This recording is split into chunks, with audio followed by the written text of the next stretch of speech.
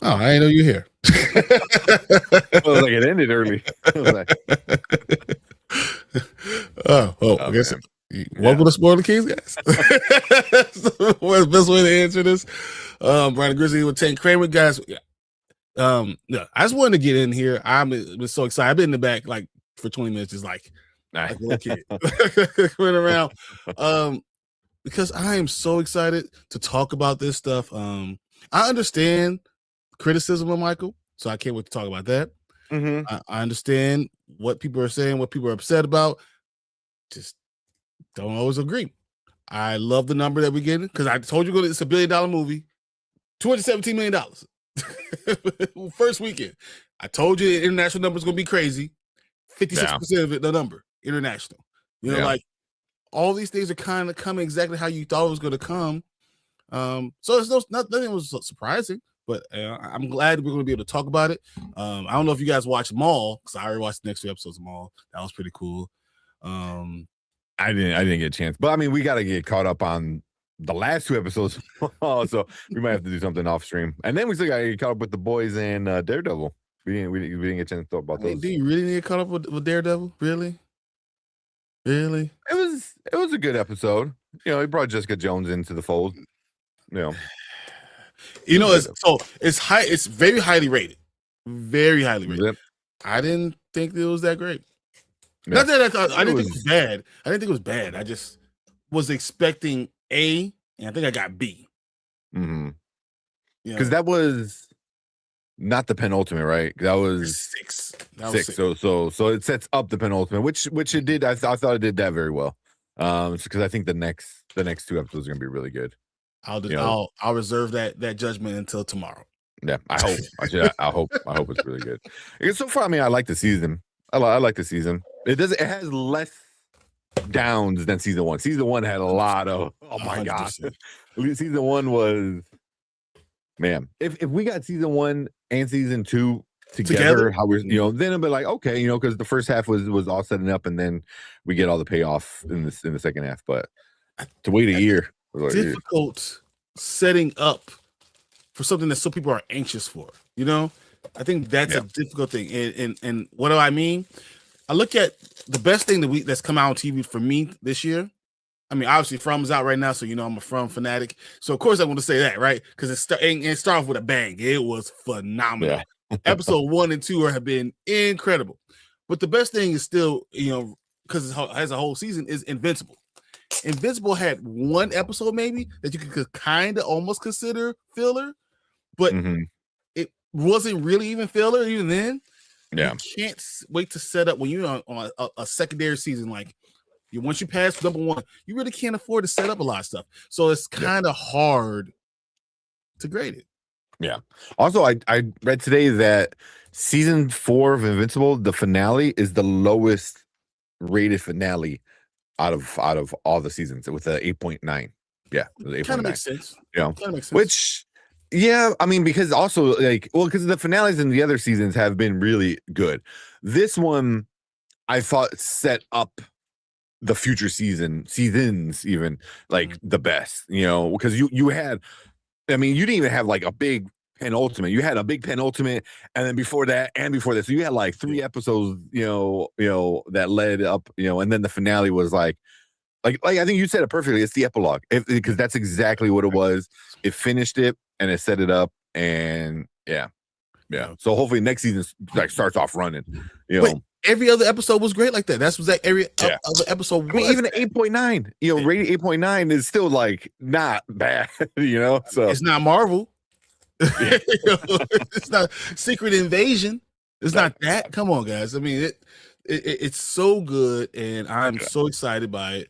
I liked it more when I liked Cross. Yeah, Cross season 2 was it had good moments, but overall it was slightly disappointing, especially that finale. Oh my god, the finale is that finale was, man, just the finale. Yeah, that finale was what are we doing? What are we doing? My guys, come on. You really you don't know what the show's about? Maybe I should tell you what the show's about. Right. So, yeah. But I mean, overall it's good seasons. from TV. I can't complain too much about it. But now the movies are really picking up. With Project Hail Mary, it's on its 6 week. Mario Bros is killing it. Even though I was kind of a little about it. 831. So I'm going to tell you that. So, but it's still so much slower than the last one, man. Like it's not skyrocketing. That billion, it might be a crawl. Yeah. I don't think it's gonna hit $1 billion. I don't think it's gonna hit because they're doing the dumbest thing you could possibly do right now for a movie like that. On May 5th, it's gonna be able to watch it at home. So you're talking about in a week. I just read about that this morning. Yeah, that's the dumbest thing. It made like what $22 million this weekend, which is like it made it number 2 at the box office after it what was number 2 and after Michael was domestically was 97 million. That was not even close. But it's still number 2. Like there's nothing else even close to it. I mean, Mario made $20.6 million. Project Hail Mary made 12.8. Yeah, it's still doing it. But look at the 2 movies. Like one, Mario was like, we're done. We're gonna put it at home. And Project Hail Mary, they're like, we're gonna keep riding this wave, until as much as we can. I mean, it's not getting the Project Hail Mary is not gonna hit $1 billion, but it could probably hit 650. It's gonna. That's what I'm saying. 650 is the number for Project Hail Mary. 650 is phenomenal if it gets there. Yeah. Project is gonna tap out at 900. It's gonna be here the rest of the year. Like it's right. The rest of the year there, right? They might. Amazon is not playing around with it. They're giving it a full theater with extended release. So, but then Universal turning around and I'm like, we don't care about $1 billion. Like we're gonna put it at home. Like next week we go watch it at home. That's crazy. Isn't that what they did with Jurassic Park? Isn't that what they did with Jurassic Park? Like, I mean, this is what Jurassic Park did. They pulled it early. Jurassic Park was heading towards that number, that $1 billion number, and they just pulled it. So no one's gonna. If I could watch it at home, why the hell would I go to the movie theater and see it? This is what's gonna happen to Mario. Yeah. Because I mean, you watch it for the kids, and now you're like, well, now I can buy it digitally for $20, and we can watch it on repeat all day, every day. So which is probably what's gonna happen. But and a collector brought it up. Paradise. We didn't even bring up Paradise. Paradise was amazing. I think Invincible is better than Paradise. Yeah, I love Paradise. Don't get me wrong. I can write home like from after I had my rant on episode 1. Everything else I was like phenomenal, great, phenomenal. But Invincible is so much better than even the writing, and it's easier to do with it. With Invincible, like it's easy to figure it out.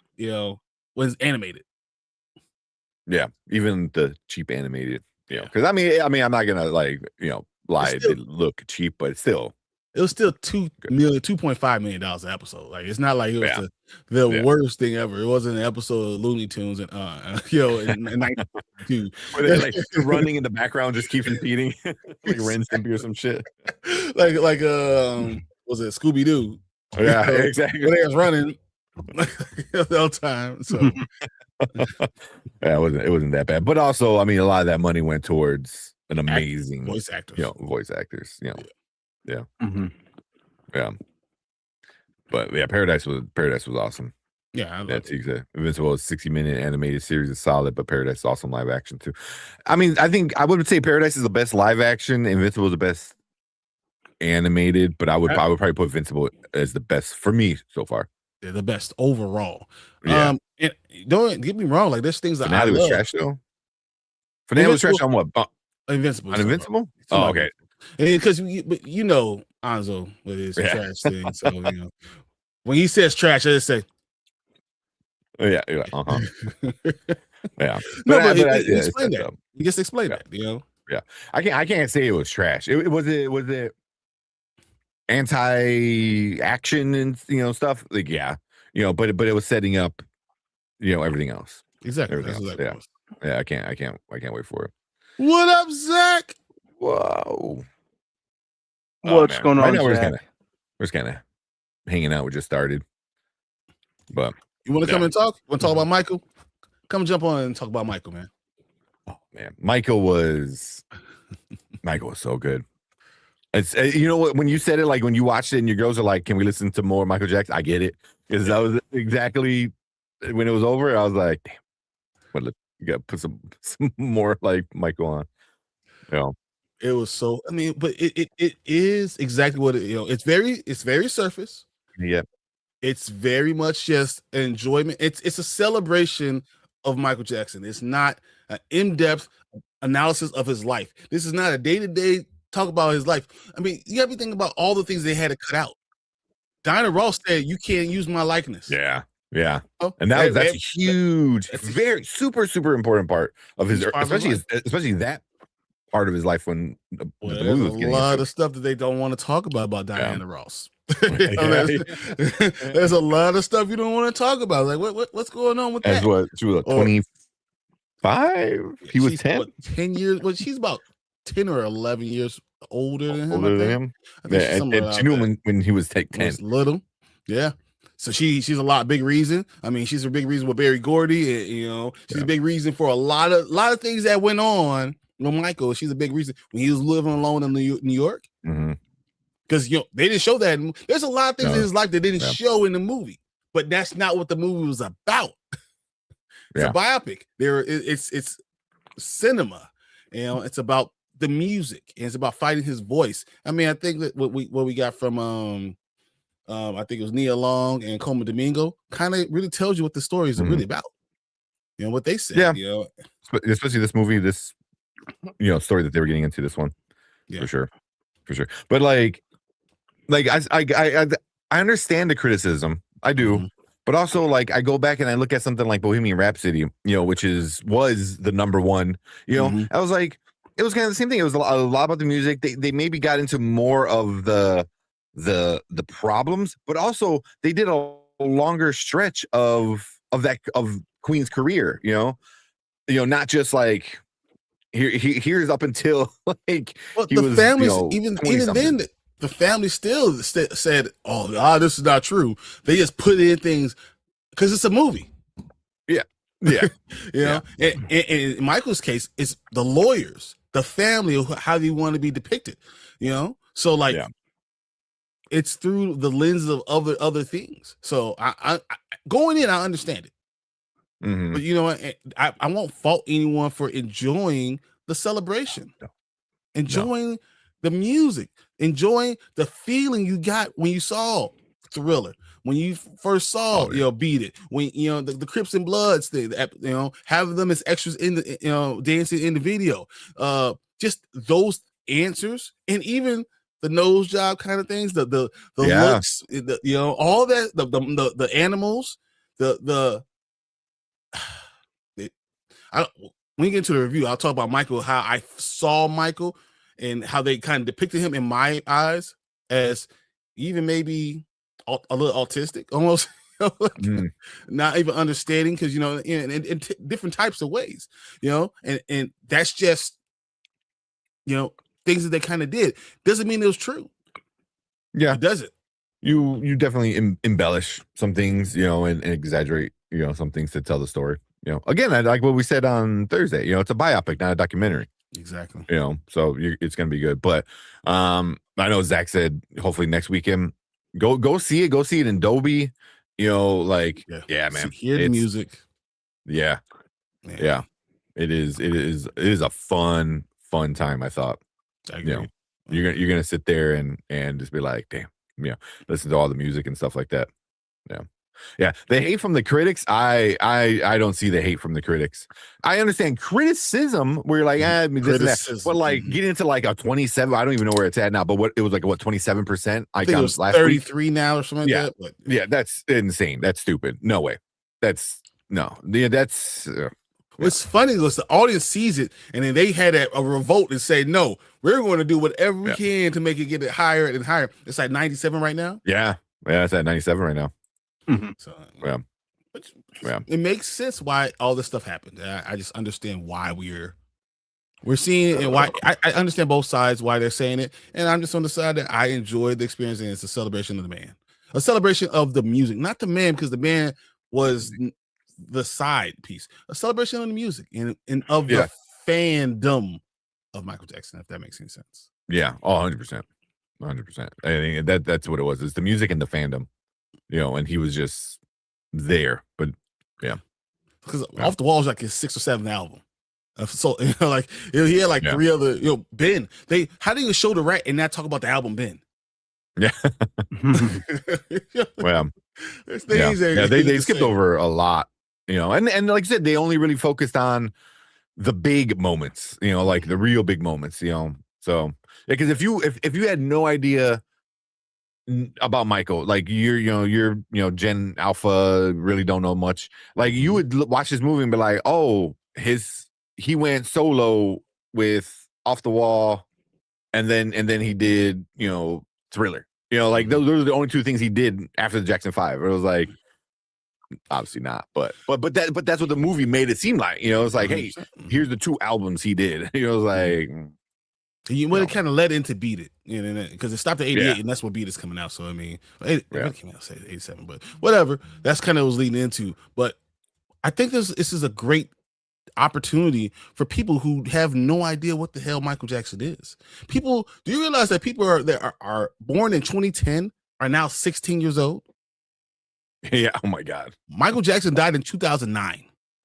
Yeah. So they have no idea what he was. This is an opportunity to share his greatness, his goatness with another generation. And I don't need to have it be swamped down by all the other stuff, because the idea, when you go to a funeral, you don't talk about every little thing. You talk about the feeling of the person, the memory of the person. You talk about that. It's really what this was more about, the memory of the person, the feeling of the person. It didn't go about day by day, the exact person who he is. It's just, that's how it was. And that's why when I say I took my kids and they're like, this is the greatest thing ever. This is the opportunity for them to even know, besides Saturday morning when I'm cleaning up, playing music before the rewind, that's the only time they get to hear it. Now they hear it from themselves. Yeah, I think seeing it, on screen is different than just hearing it in the background kind of thing, Yeah. And he said, my daughter was born in 2010. So yeah, you're right there. My baby was born in 2014. This is just what it is. Like they have no idea, no concept of it. Yeah. So whew. Yeah, I was obviously we're gonna really get into it. It's gonna be, I think, a big part of the show tonight. It's gonna be the Michael movie. 100%. Right. Yeah, 4 trailers. And then a bunch of trailers. bunch of trailers. Yeah. I was like, we got Jackass, House of the Dragon 3, Spider-Man Noir. I want the black and white one. I don't want the color. I want the black and white. Yeah. And was it Verity? Absolutely not. Yeah. And Verity, I heard a lot of stuff. I know we've been hearing about the Kiss, right? So, all those things are all on the docket tonight. So, yeah, we got to talk about all those things, and hopefully Daredevil and the boys, and catch up on some of the stuff and keep it going. Yeah. But real quick, let's just run down who is all here. I know we hit some comments, but we'll start from the top real quick. We go Ace. What's up, Ace? I know a bunch of people said it, but yeah, so far numbers are back, and this movie is a hit. It is. It is a record hit. It is not just the biggest musical biopic. It is the biggest biopic opening weekend. With 97 mil. Just domestically, 97.2 million, and 121 million foreign. And I'm hearing people saying, "Oh, this is not even going to be a good. This not going to have the international effect. Like this is not going to be a big international movie." I'm like, bro, it did 121 million dollars in a weekend without it being released in Japan. Yeah, it gets released in Japan after the next weekend. Mm-hmm. They have their own, so it's going to be bumped up again. Yeah. When some of these, specifically Japan, but I think there's a few other markets that are going to open up. Things like Australia, Japan, like that. Stuff like that. Yeah, are all going to open later. Mm-hmm. Yeah. So international, and it's Michael. Michael is like the international superstar. So yeah. But yeah, we'll keep track of the money. And then we got Collectors. What's up? He say sent the Paul Rudd and the other one, Anne Hathaway and Josh Hartnett trailer showing us CinemaCon. The Paul Rudd one, I forgot what that one's called. The one with him and one of the Jonas brothers. Nick Jonas, the Nick Jonas, like the 4 bass. I'm just off the top of my head. It's something like that, you know. But, that one looked interesting. That one sounded interesting from the idea of it, where like, you know, the Jonas Brothers pretty much steals Paul Rudd's song and becomes a hit, you know, and Paul Rudd's like a wedding singer kind of person, or just like I heard something like that one. Yeah. No, yeah. So it sounds cool, you know, like it sounds like it'd be cool. The Anne Hathaway, Josh Hartnett one, I don't even know which one that one is. Me neither. I also know the Verity is the one that everyone's talking about. We need to kind of watch. So I was like, okay. Yeah, we can watch that in there. Yeah, and then House of Dragon, definitely gonna watch that. Mm-hmm. Yeah. And did you guys see the video of my Michael Jackson Funko Pop? I did not. I did. I actually did. You? Yeah, I didn't get a chance to. Yeah, this weekend's been crazy. I gotta give props to a collector came in on the rewind. They did a good job. Nice. So, you know, we had a few people coming out there, just, you know, 5 minutes real quick, talk to them about what their experience was, and, you know, he did a really good job. So, you know, good job. Cool. Man. That's awesome. Yeah, we got Teague. Season 3 House of Dragon drops the week before Avatar Airbender Season 2 on Netflix. Isn't that crazy? Yeah. I mean, I'm excited about the Avatar. You know, I thought the trailer looks good, but I mean, House of Dragon is you know, kind of where it's at. Yeah, right now. Yeah, but they put their money where their mouth is. Yeah, for sure. Excuse me. Started rewatching Game of Thrones. I'm finishing up episode 3 right now. Game of Thrones, especially those first like 6-ish, 7, maybe 7 seasons or whatever. My God, man, some of the best TV, man. I'm not going back and watching it. Just because I know it hurt. I was watching went back and watched all Breaking Bad. Mm-hmm. I got to about season 4. I was like, bro.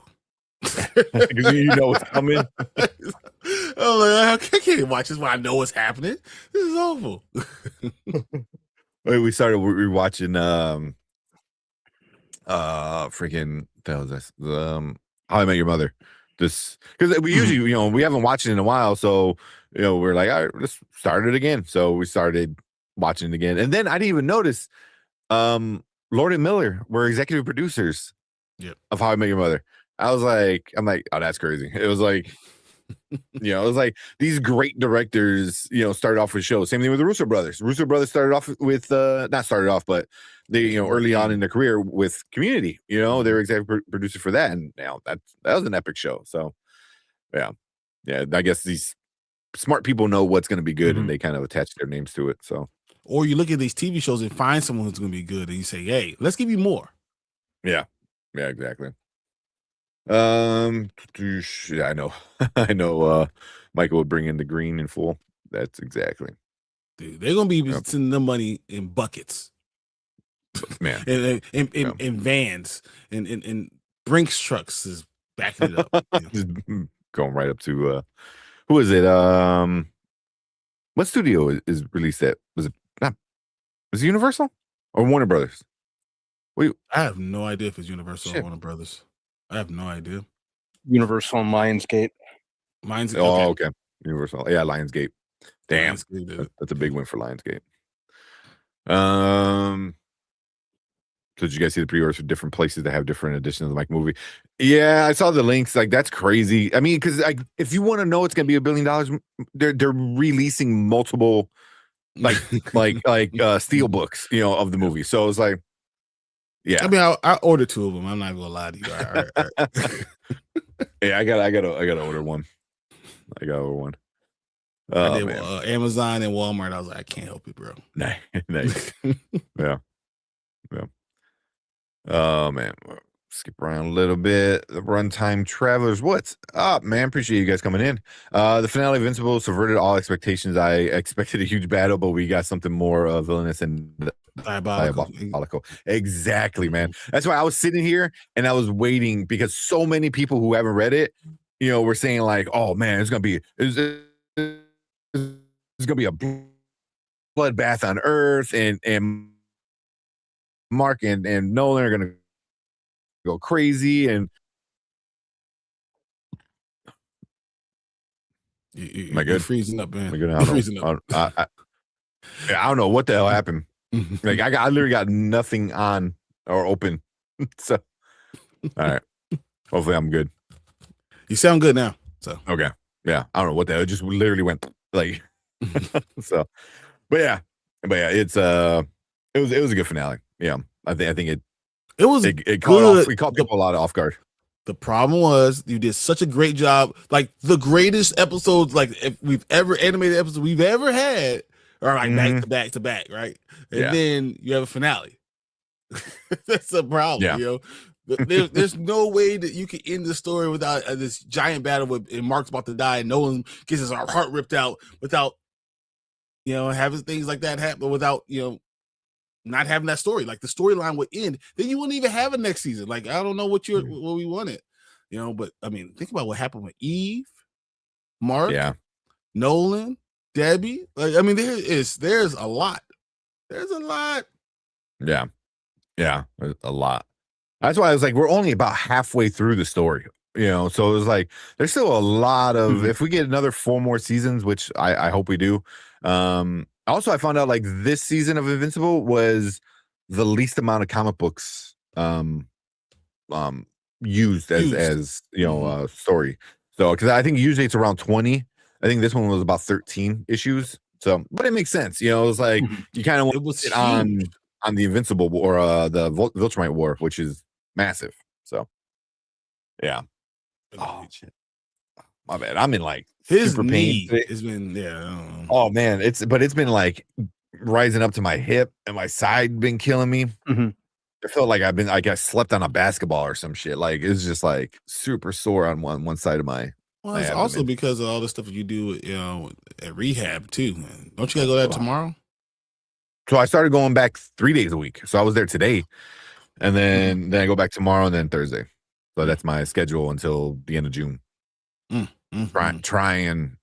But like, look, just let me alone. Just shoot me now. I can't. At this point, like I'm already starting to like realize I'm like I think my summer is done.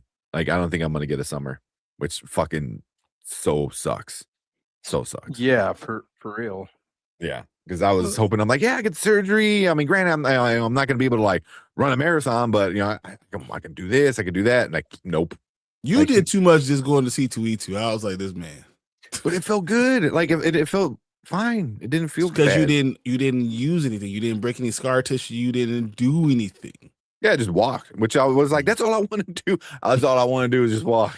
You know, lies. He wants to be able to run, jog. I do want to be able to run, but he wants to be able to hit a baseball. He wants to be able to throw a football. He wants to be able to do those things. So he has to go through the pain. So go through it. I don't care. It's important for you. I mean, this year I want to go to Disney, and now I'm kind of questioning. I was like, can I even do that in October? Am I going to be good enough to go there in October? So you'll be good enough for that. Hopefully. But it's also like tickets for Not So Scary go on sale this month. Now? They just announced like the early, like, hey, you know, get ready type of thing.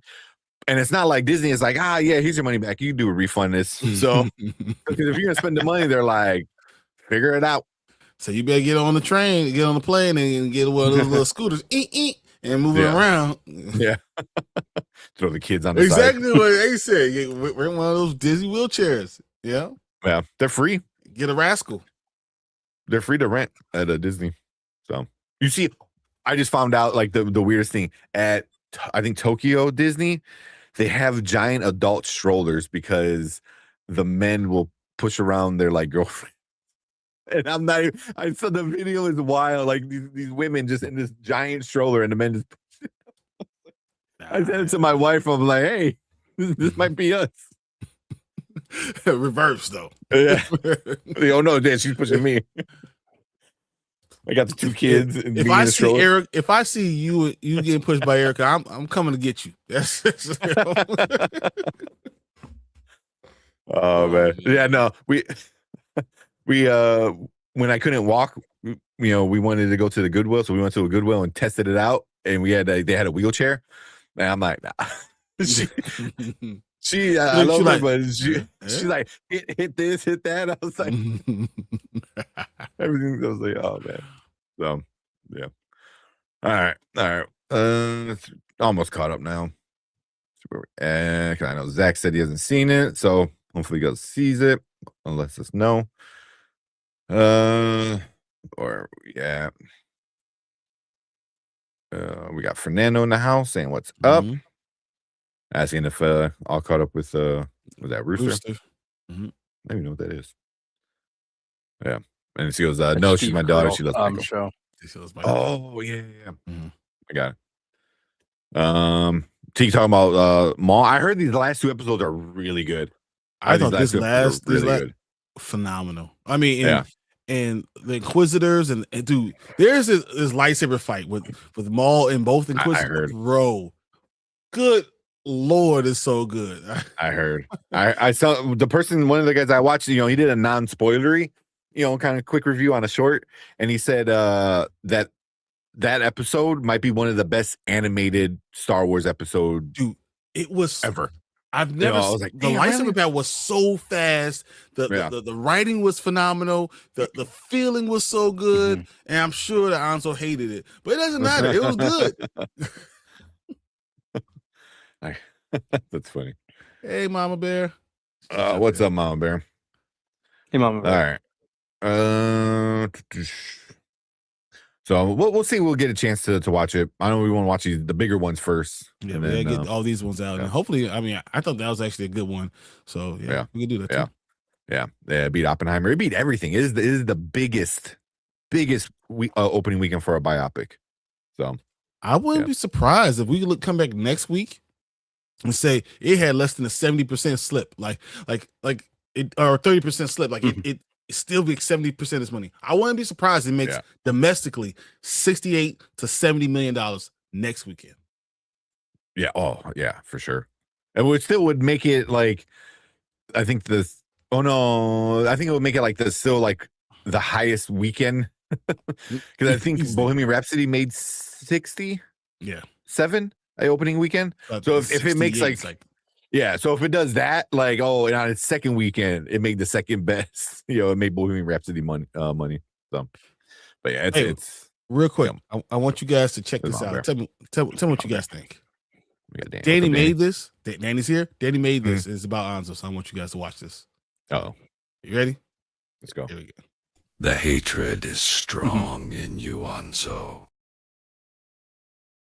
Henceforth, you shall be known as Darth Karka.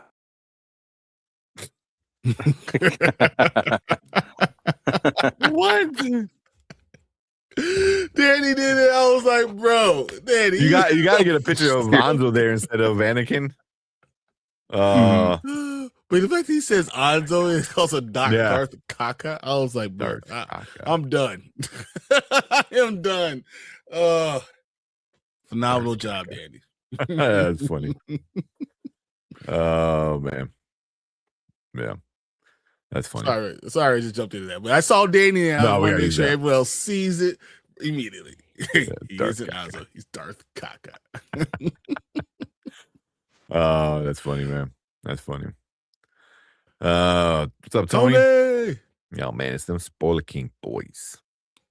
Well, honestly, I almost cut my hair today.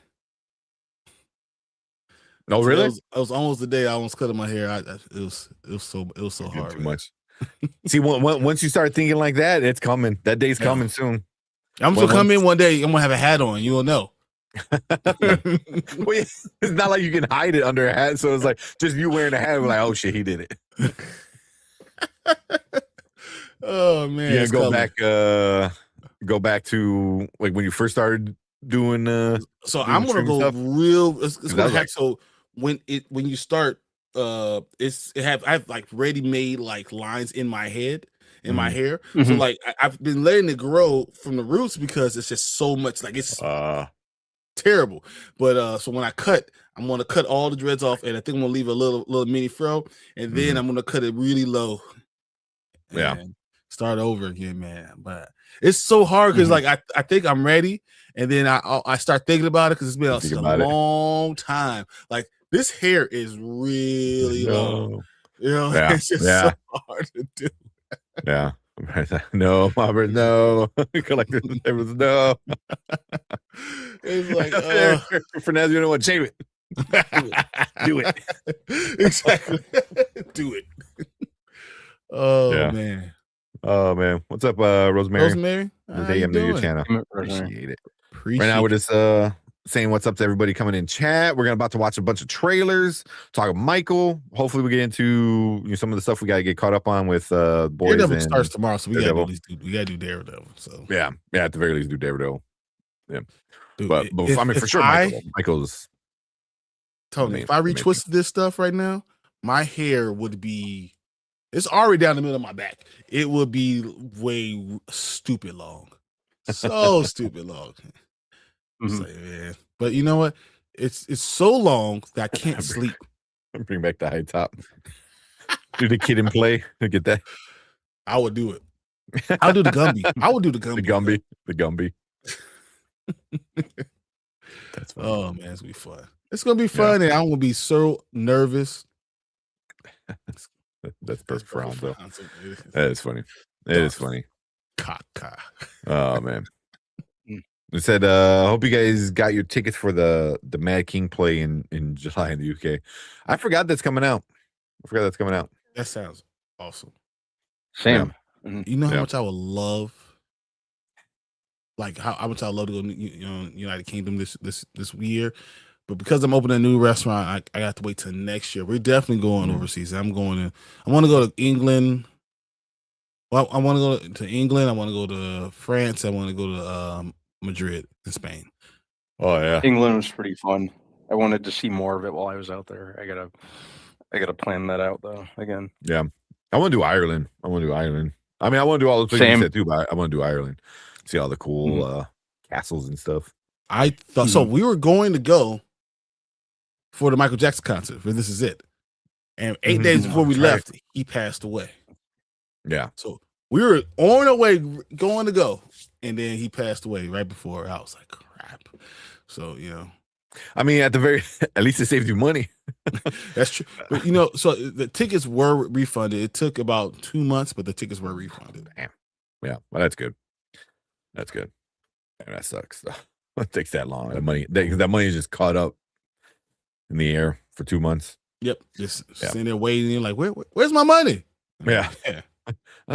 Which is I hate that. I was like, oh, you sure as hell charge the money and take the money like super quick. Exactly. You're like, can I give it back? Oh, it's gonna take like 8 weeks. So I was like, what? When I hit pay, you took my money out of my account immediately. Before I let go of the button. It was already gone. Yeah.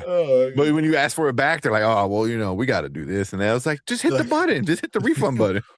The way my account is set up, there's a checking in the savings account, and we can't really take out one from the other. I'm like, you know what? Whatever. Yeah. Whatever. Yeah. Like saying, hope they bring the play. I think they will. If it does well, I should see it coming. You can see it coming here. Oh man. Ooh, Aruba. Yeah, that'd be cool. I'd like to go there. I've been to Costa Rica. Mm-hmm. I've been to the Dominican. I've been to everyone been to Jamaica, right? I've been to the Bahamas, of course. I've been to St. Croix, St. Thomas. I need to go back to Puerto Rico. I really want to go back to Puerto Rico. And I've been to Cuba. I've been to Cuba. That's cool. The girl I dated, so we ended up going to Canada and then flying from Canada to Cuba. And then you have to ask them not to stamp your passport because that would really screw you over. Oh, really? Yeah. Yeah. I mean, it makes sense, but I didn't know that. I didn't know you can tell them like, hey, don't stamp it. Because there's so many people that did it. They know. They're used to it. Mm-hmm. Yeah. I wanna go to Puerto Rico. I haven't been there. We always talk about, me and my friends, because they don't go all the time, but they've been there a bunch of times, because they're Puerto Rican, so they have family there too, So I want to buy land in Puerto Rico. Oh, I'd love to. love too. That's what man. You talk about like the rolling blackouts and stuff like that. Man, it just so most people that do it now. If you have enough money to buy a house and get some land out there, you get a solar. backup. You get back solar and you get backup thing. So as soon as it goes out, you pops back going. Yeah. You know. But if you get a house, you probably don't even need that much. Because I had a couple of friends that like this like live on like their family like lives on the beach, you know. So they're like, if the power goes out, put on a few candles and just chill. Go outside, go hang out. So but definitely go Puerto Rico. I know Erica's got some family in Puerto Rico.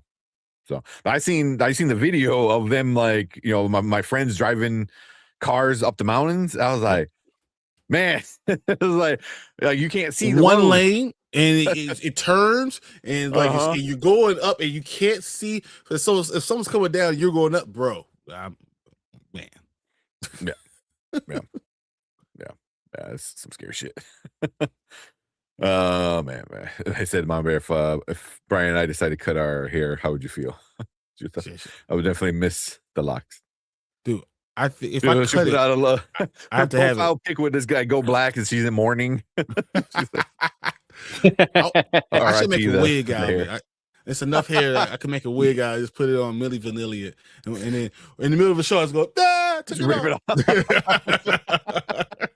I was gonna say, like, you send a strand to all like the members in memory of when I had long hair. Oh, that's funny. Yeah, it's crazy. Yeah, like I said, I've never been outside the U.S. So it's I mean, obviously you need a passport right now. Passport is not impossible to get, but they definitely it's harder to get than it was like 10 years ago. You used to be able to get it in a day. If you needed it, you could go pay the $250 and just go get it. Yep. Yeah, I don't even know if they do that anymore. For instance, I didn't know we were allowed to visit communist countries. I mean, but like you said, you have to go to Canada or stuff like that. So before was in office, you could find a way to get to Cuba.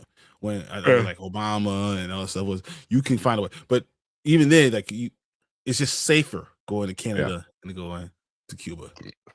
Yeah, with him. Yeah.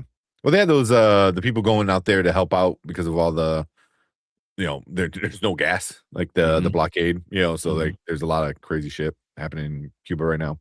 So there's a bunch of people that went out there for like activism, whatever. I can't think of the word, but to help out. So the propaganda there is crazy though. Yeah. You literally can't say nothing. Like people are afraid. There's billboards with shit. Bro, it's crazy. Yeah.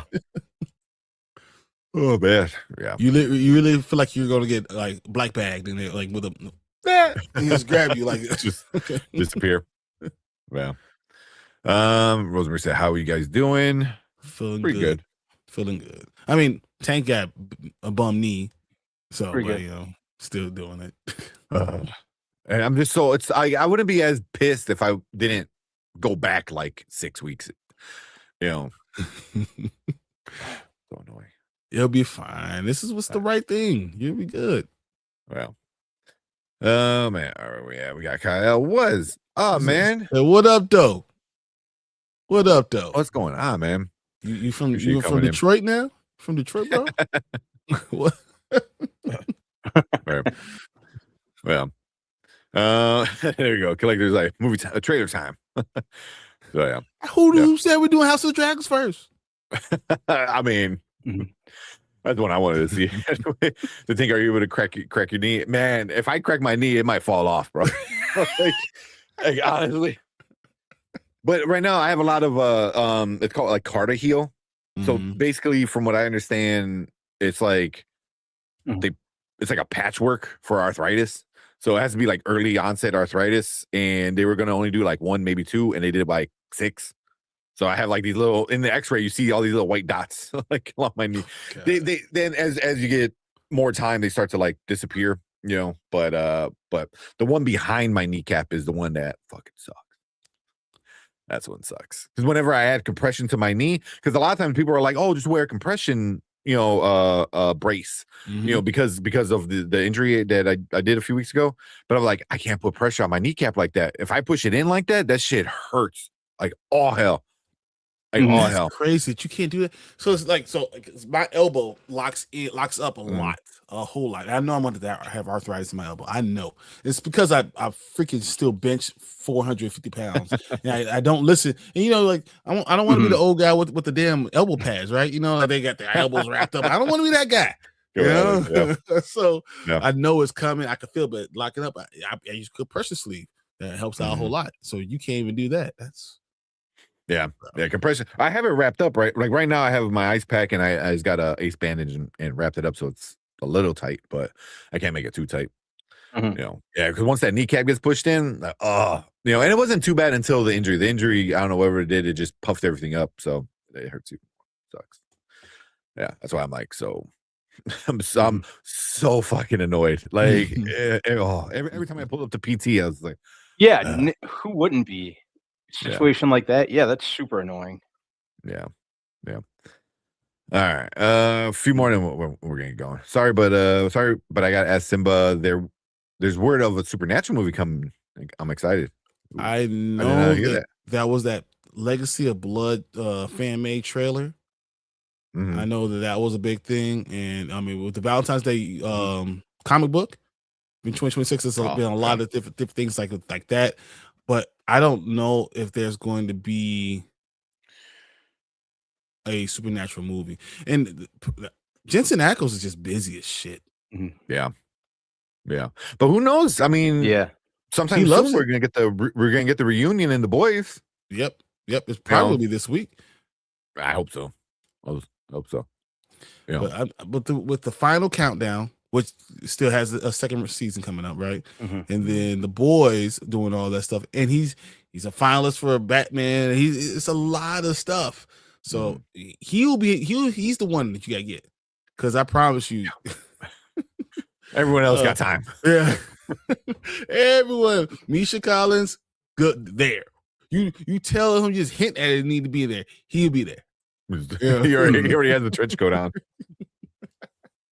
He's that person like oh hey, get ready, and you like take off the blanket. They're all like full get up, ready to go. That's him. Like at any moment. When he comes up, he's always ready, right? So these guys are ready. They try their other stuff. Jensen's the only one I think that has a lot going on. So I just don't know. Misa showing up. Nah, neither of them really showed up yet. So we've heard about what's up, Lawrence? What up, Lawrence?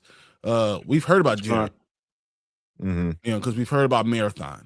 They mentioned his name.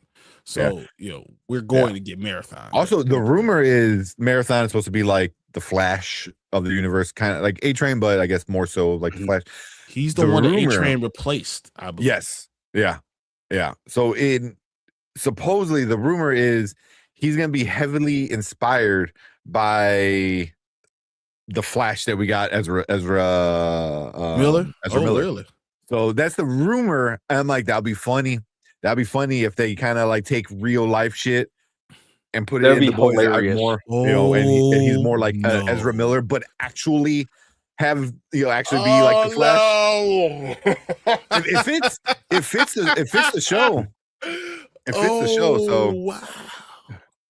Yeah, that's the rumor. I hope it's true because I kind of want to see them do it, but we'll see. All right. Awesome. Where we at? Said Rosemary said I'm from Florida. Very nice. Oh man, I'm glad Florida's phenomenal. We're going to be heading to Florida.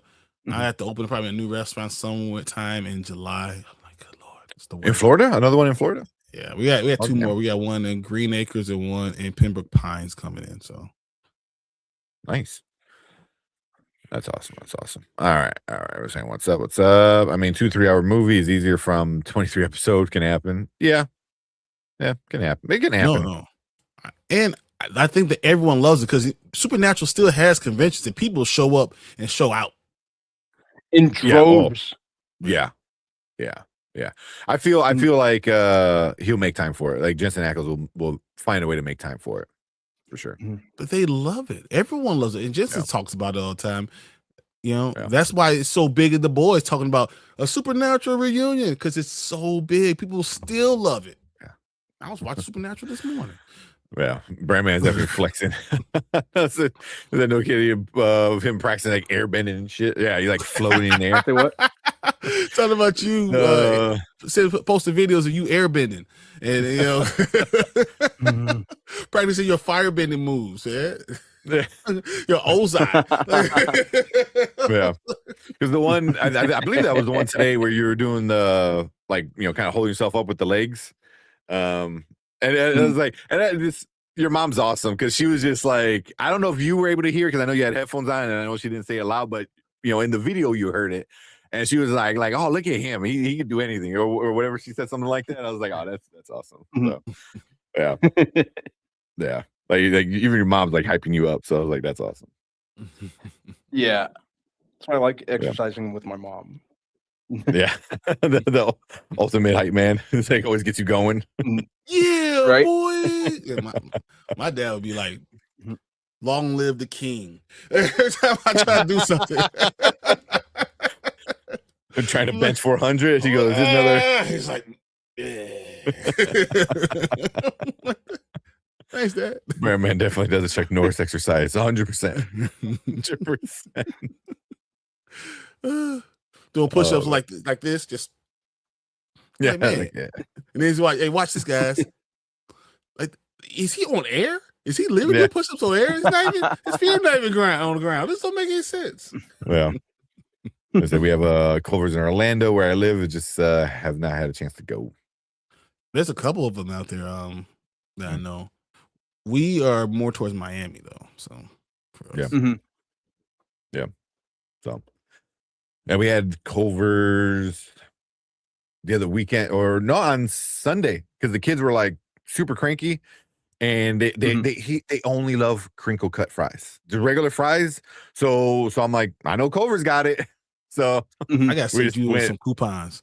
Yeah, because both of my kids love French fries. Oh my god, man, love French fries. And then we got the chicken tender meal, and then we're like, here, if you guys want some chicken too. So both of them had two chicken tenders, which are pretty decent size, and French fries, and are like cool. They're happy, exactly. Yeah, they were good. The chicken tender is so good because it's actually real tenderloin. Yeah, it's really good. All right. Let's get the show going. Yeah, an hour. Because we're probably gonna talk about Michael for an hour by itself.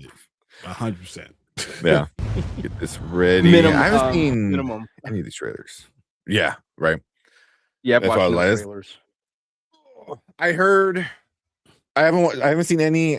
I did hear people talk about the Spider Noir trailer, and they're like, "Oh my god." That's why. Why I wanted to start with Spider Noir, but y'all want to start with House of Dragon. That's cool. House of Dragon. Because we haven't really seen anything from House of Dragon too much, like some teasers. Yeah, but that's all teaser. Yeah. Curly fries are the best. They are the best. Curly fries are the best. I love curly fries. I just love fries. I like curly fries and waffle fries more than I like waffle fries. Waffle fries are great. Waffle fries are those are maybe even my number one favorite now that you mention it. Yeah. Waffle fries are great. I love waffle fries. Absolutely. He personally funds multiple Olympic teams. Yeah, because he said Flavor Flav is the goat of hype man. Flavor Flav. Yeah. Dude, that would be awesome costume to have. Just wear a clock around. Giant clock. Sunglasses. Yeah, boy. And a bunch of big gold rings on each finger. Yeah, the clock is easy. You just go get a chain and then go did you get it? Yep, just came in today. I was like, thank you. I was like, I got my Mark Spears. I got my Mark Spears cover, which is like epic. Yeah, I got that one. Of course, I had this one, but I got one more coming on Thursday. They're finally starting to show up. I was like, good Lord. Yeah, I still got so many. Oh, I got my Chuma Hill. Love this cover. I like Love this cover. Yeah, and then of course I had to order the Scotty Young. I was like, damn it, Scotty. And then of course it's three. It's a 3 comic cover. So it's like $100. Yeah. I sold out within like the main one sold out pretty quick, but now it's completely sold out by the end of the day. Yeah. And did you see how many variants there are altogether? Right No. now, I use League of Comics 99 plus. 90. So like you have like on League of Comics, you have like, oh, here's the main cover, and then in a number it says like here's how many variants. 99 plus. This is why I don't. So I want graham cracker and stuff like that. Ask you how many variants do you want? Like, bro, I'm done at 12, and that's a big number. Yeah. Oh, it's a big number, but I'm done 12. That's I think I ordered because I mean they're all retail ones, so they're not like crazy. Like a few artists are like might hold some value. Like Chuma Hill tends to hold some value. But for the most part, I'm like I'm not going that hard. I think I ordered 7, and I'm like I think I might order number 8 because they got David Nakayama. They just announced this one like just like right now, and this is issue 20. So I was like, fuck, dude, issue 20. I gotta get it. So many. But it's hard for me not getting if it's issue 20. I want some type of like I ordered this one. Because I have so many of the Tyler Kirkham this style, so I had to get that one. I just want if I want 20, I want some Robins. Yeah. I don't want a cover without Robins. Yeah, exactly. Like I think I ordered this one, which I like a lot. I like that one. I like that one a lot. So yeah, I ordered majority of them with Robins. I think I ordered this one as well. Yep, I got that one too. Yep. Yeah. So but yeah, I kind of want the Robins, but that Batman is dope because I love the David Nakayama. I didn't even open it up today. The Wonder Woman, where it's all like red with his color block. Yeah. So, what the fuck is it? Yeah. Yeah, I think I told you about it, and then you're like, damn it. Like an hour later, you text me, I ordered it.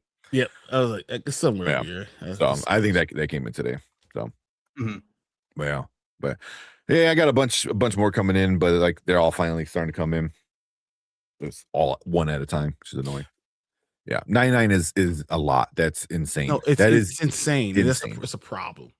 Yeah, that's and I was like, it's a bubble. That's why I'm like, I'm gonna get my main covers, the ones that you can like actually like pre-order, and then that's about it. And then I might get like a handful. Oh yeah, like I'm just gonna get a handful that I like, and I don't even care if it's worth anything or not. And that's it. I'm not trying to like be like anything crazy. Also, I think issue 22 they just opened up not too long ago.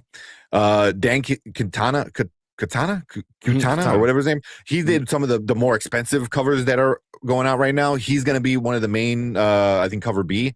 And Brett Bean, who's doing Dork. Really? He's doing an absolute Batman cover. Yeah. Oh no. Yeah. I believe it's issue 22, but you don't know him yet.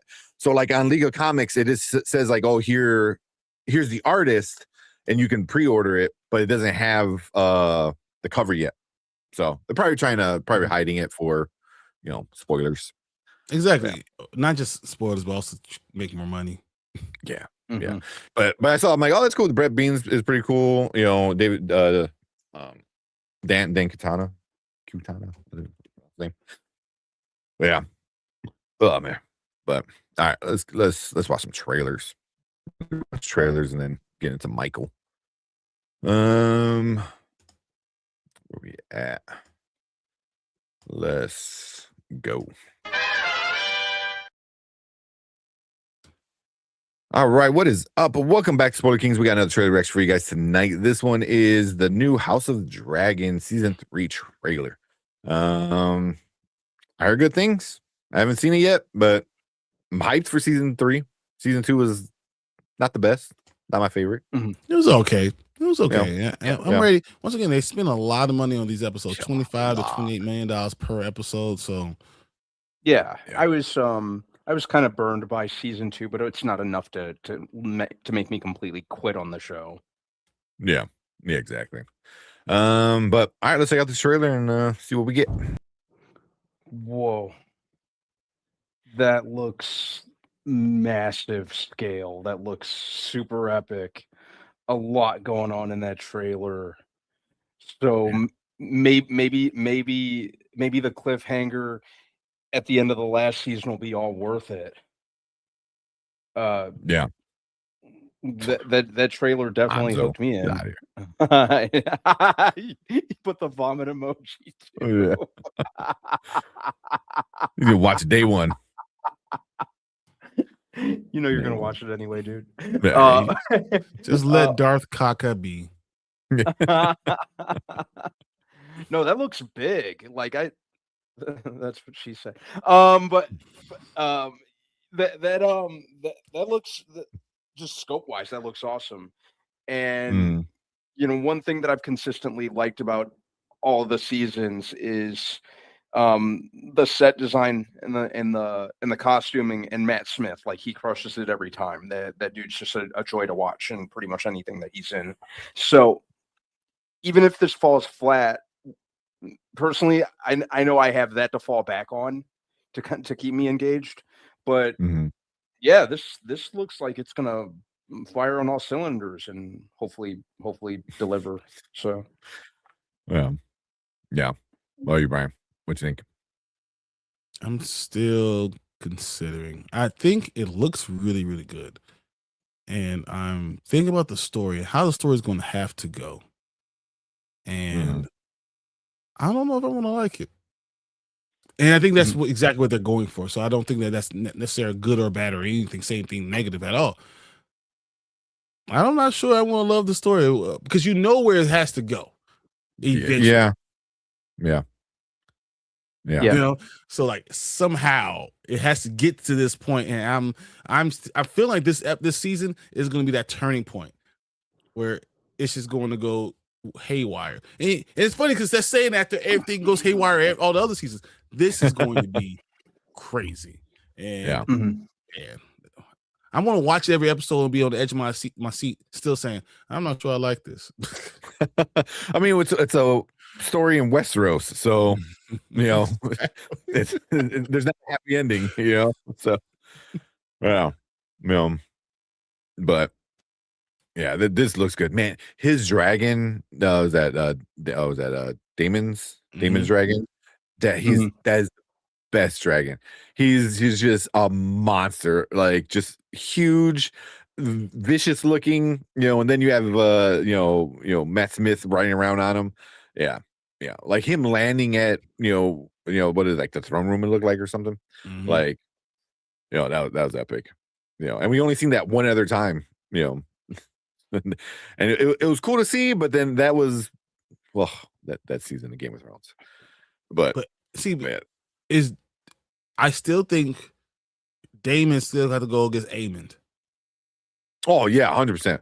You know, 100%. It was it Vagar? Is that his name? The stupid, the big out dragon. Yeah. I think that's what it is. Something like that. Yeah, you're gonna have to. That's gonna have to happen. Yeah. And who's gonna be killed? That's gonna cause Rhaenyra like to be screaming and crying like you saw at the end of it. Is her son? Is her daughter? You know. Yeah.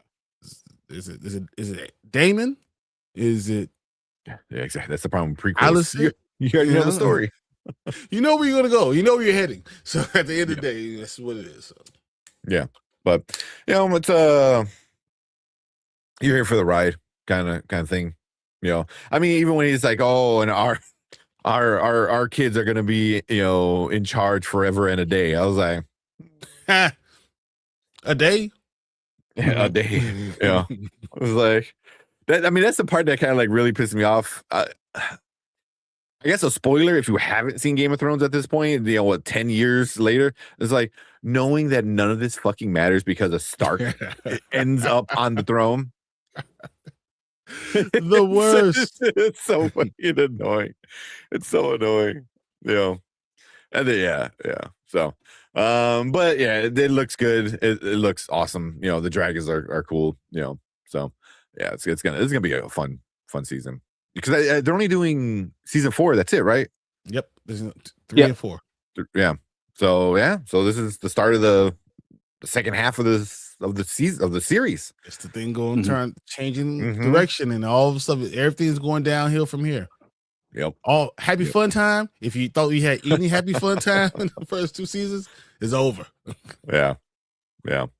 But cool. Yeah. We're definitely be reviewing each episode as it drops in June 21st. So if you're watching on the replay, make sure you guys leave a comment, let us know what you think about this trailer, and also hit that subscribe button. Join us when we actually break down each episode of the House of Dragon season 3, because we're gonna be doing that every week. So yeah, and then also we got a bunch of other fun shows that we're gonna be talking about, movie reviews, other fun nerdy stuff as well. So we appreciate all you guys coming in, hanging out with us. And if you are in the live chat, you guys stick around because we're going to move on to our next topic for the night. Okay. Like it hit and then it didn't go. I was like, okay. Jump right into the Spider-Man. Every mystery forms a con. The Spider-Man Noir is so interesting. Yeah. Well, I've been reading the comic books, and the comic is on like the 5th issue. The newest one? Yeah. Pretty good. It's pretty I've good, been reading it too. Yeah. Yeah. Okay. It's got like, and I'm sure Brian may attest to this. It's got like this really like pulpy type, almost harkens back to like pulp comics like The Shadow and stuff like that. Ah, very much so. And Or yeah, it's Dick Tracy or The Shadow or Dick something like Tracy. that. Yeah. Yeah, and like that. and it's very, very straightforward, very, very contained. They throw you right in. The world of Spider Noir feels very lived in even before it begins. So yeah, it's a pretty good run. I'm gonna check it out. Because there's a bunch of comics I stopped reading, like Cyclops. I gave up on Cyclops Wolverine. just isn't hitting for me. Wolverine. I Yeah. gave up on Wolverine. Which one? There's like 5 Wolverine runs. Yeah. Like, at It's least the ones hard. I read, it's just none of tough. them really got Yeah. me. Some of the Wolverine stuff, with the exception of Ultimate Wolverine, that's the only one that hasn't really lost me yet. Like some of the other Wolverine stuff, it's just not hitting for me. And Yeah. but I like Ultimate Wolverine. That's the only Ultimate one I've Wolverine is been- good. I agree with you, B, but like I don't know. I'm kind of even just kind of getting done with it, man. I don't Is know. it kind of moving a little too slowly for you at times? Very much so. Yeah. No, I Is get it that. is it almost over? Because isn't the whole Ultimate Universe getting redone? Because I think you have Miles coming in to the Ultimate Universe, and there's a new Miles. They're gonna do something. The Run. incursions, the Spider-Man incursions is pretty good. Yeah. But I don't think it's actually ending anytime soon. Okay. They're just gonna do something different with it. Yeah. It's turning into something else, I should say. Yeah. That might try to pick up the Spider-Man Noir comic maybe first. Yeah. Give it a If look, you man. can, I think they did a few prints already of at least the first couple issues, so should be able to get it. Don't forget about Free Comic Book Day, guys. May the 4th is coming. Oh yeah. Was that Saturday too? I think Saturday. Saturday, yeah. is it? Man, Is this Wait, Saturday? the it's this first- Saturday, right? Friday. The first is a Friday, right? No? No, so it's May Yeah. 2nd is Free Comic Book Day, I believe. Yeah, Okay. it's Saturday. I'm gonna have a busy day that entire day. But that'll definitely be the first order of business. Yeah, going over there. So you guys recommending it? I should check it out. Yeah, House of Spider-Man Dragon Noir. Spider-Man Spider-Man Noir. Noir. Yes. Spider-Man Noir, yeah, definitely. Yeah. It's a really fun read. Check it out. Yeah, I might start reading it because, like I said, I dropped so many. Lobo. I'm still into Lobo. I like Lobo. I'm into I like Dork Lobo. still. Yeah, Dork is still really good. Yeah. So Lobo's a lot of fun. Dennis Cowan is doing a cover for issue 4, I think. Mhm. So I'm picking that one up. So, but there's a lot that I wind up dropping, like a lot. Mhm. So, but the You absolute almost stuff, have to. yeah, really. Need another job to be able to afford all this stuff. Because on Sunday, May 3rd, I'm going to see Daredevil. Devil Wears Prada with my mom. There you go. Yeah, I'm gonna my do wife that, already bought those. Did you get your tickets for Friday? She bought some tickets. I was like, just tell me when I'll be there. Yeah. Yeah, I'm gonna my plans for Friday. Cool. Mhm. Yes, yeah. So definitely gonna try to come on when you guys are doing a review for each episode. If that's okay, I will be ordering pizza the night airs. For sure. Yeah. So it'd be fun to talk about it. Can't wait. But yeah, let's jump into this Spider-Man. Spider-Man. Let's go. All right, what is up? Welcome back to Spoiler Kings. We got another trailer reaction for you guys tonight. This one just dropped earlier today. The Spider-Man Noir. I believe it's like the official trailer, right? Because we just got a teaser last time. Yep. Official trailer. So yeah, let's check it out. I've been hearing good things. I've been avoiding watching it though. So Black and white, not the color one. Black and white. That's what we're doing. Yeah. So It's the only way. yeah, right. There's no other way to watch it. Same thing with like Werewolf by Night. Like no, like you watch black and white. No, the Technicolor or whatever they called it. No, Yeah. no, you got to do black and white. That's the only way. Exactly. You've been in a hole ever since Ruby died.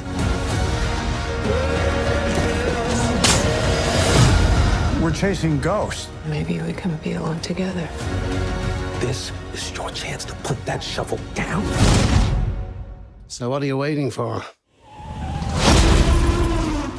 We're the best man. There it is. There's the Nicolas Cage. Yeah, the color looks weird, man.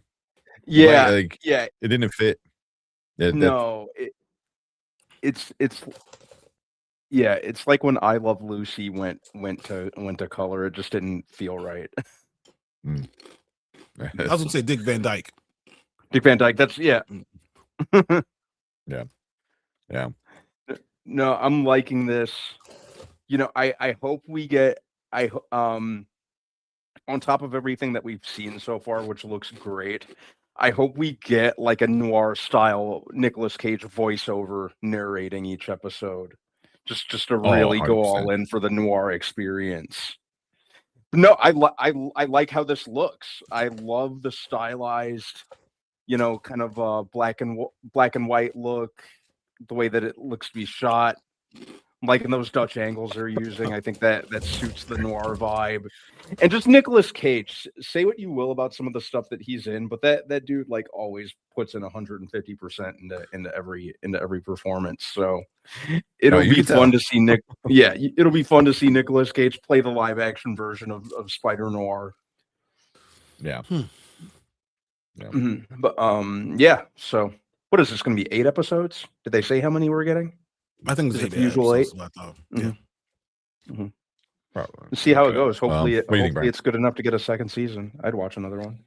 Well, I can't say that yet, but if it is, if it's as good as it looks, I mean, My biggest problem I had is Nicolas Cage too much of a character to play a character. That kind of makes any sense, you know.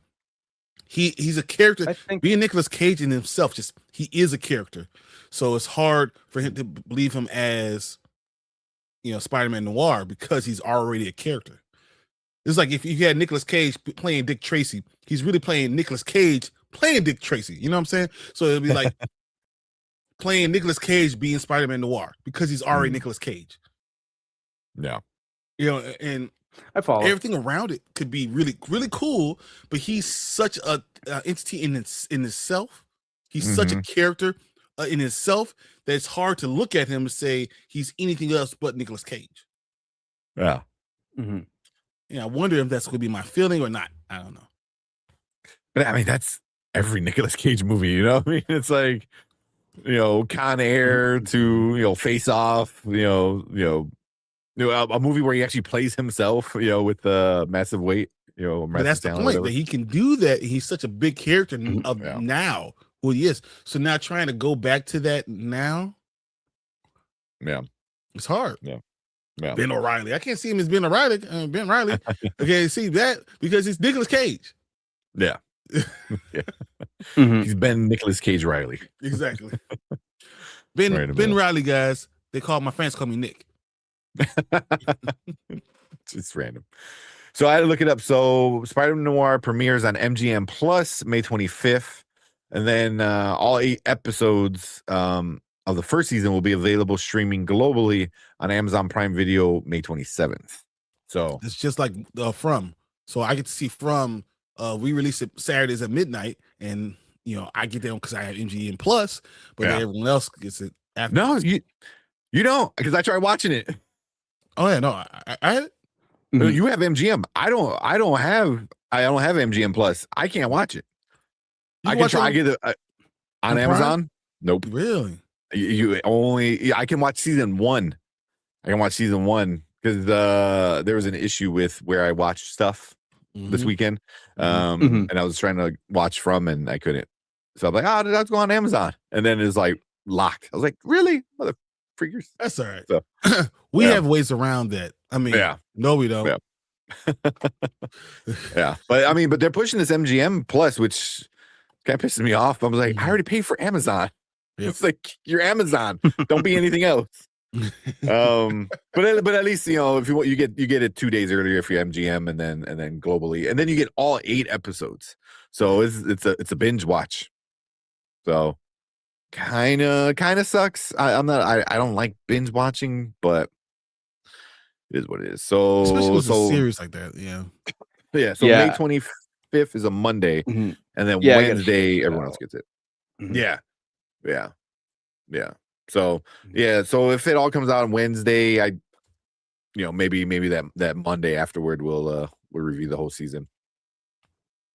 So but VPN and high speed high seas people, exactly. Dudes, how you feel? Coming in, dropping in some tips, some knowledge. Yeah, and also we got Delta Dan coming in. So always appreciate you guys coming in, hanging out.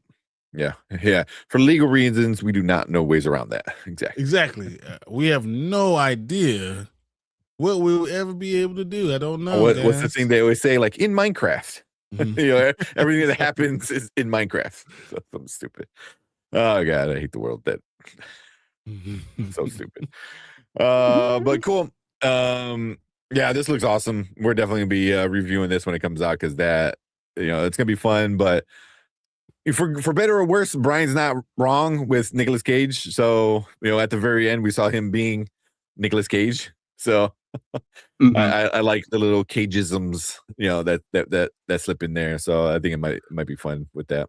So I just want him to like, let's go. Like I want to see that. I just want to see that. Oh man, that's happening. Happening. Oh, for sure. But cool. If you're watching on the replay, leave a comment down below. Let us know what you think about this trailer. It looked awesome. All the bad guys looked awesome.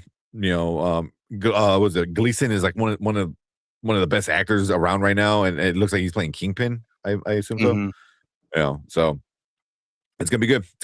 But leave a comment, hit that like button, hit that subscribe button. Come and join us when we review this season of Spider Noir at the end of May. And we appreciate all you guys hanging out with us, especially you guys in the live chat. You guys are awesome. Stick around, because we're gonna move on to our next topic for the night.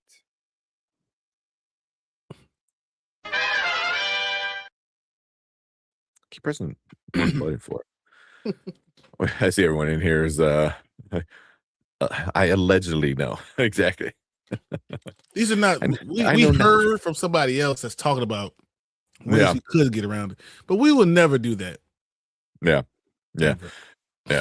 For now, I was talking about the movie KJ with Pedro Pascal was pretty good and funny. That was the massive, the unbearable weight of massive talent.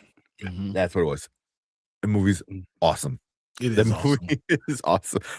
It was also the reason why my wife wound up watching Paddington 2, because and then he goes, it's gonna change your life, and they're like, what? And Erica watched it, and she's like, it's a really good movie. Or Paddington 1, well, I forgot whatever it was. It's like, it's like she's like, it's really good, and then I think she wanted to watch 2, and then the third one came out not too long ago. So but yeah, there you go. Thanks for subscribing. Sylvian Lover, appreciate you. Appreciate subscribe. Thanks. Appreciate that. Let's jump into Jackass. Watch old man do stupid shit. Do stupid shit. Before it was like, oh, let's watch these young men do stupid shit, and now being an old man myself and watching them do stupid shit, I was like, oh, that's gonna take you out for a few months. Yeah. Oh man, I don't know. Yeah. Whatever. Is that Nick Cage and Pedro? Why do they even give the character's name? Exactly. It's hard. Like, that's like Pedro being Mr. Fantastic. Like you can't be Reed Richards. You're Pedro Pascal. You're Pedro Pascal. It's hard. So in that movie, The Massive Weight of Unbearable Talent, or whatever the hell it's called, Nick Cage is Nick Cage. He's himself. Yeah. Which is just He's perfect. himself. It's himself. And Pedro's like some kind of like drug lord kind of person, but he's like obsessed with Nicolas Cage, So it's a really good movie. I really do enjoy that movie. I thought it was gonna be, it is stupid, but it's like a funny stupid. Yeah. I highly recommend that one. The person who always you should ask about is the funny stupid would be me. Because I don't like funny stupid stuff. But I love that movie. Yeah.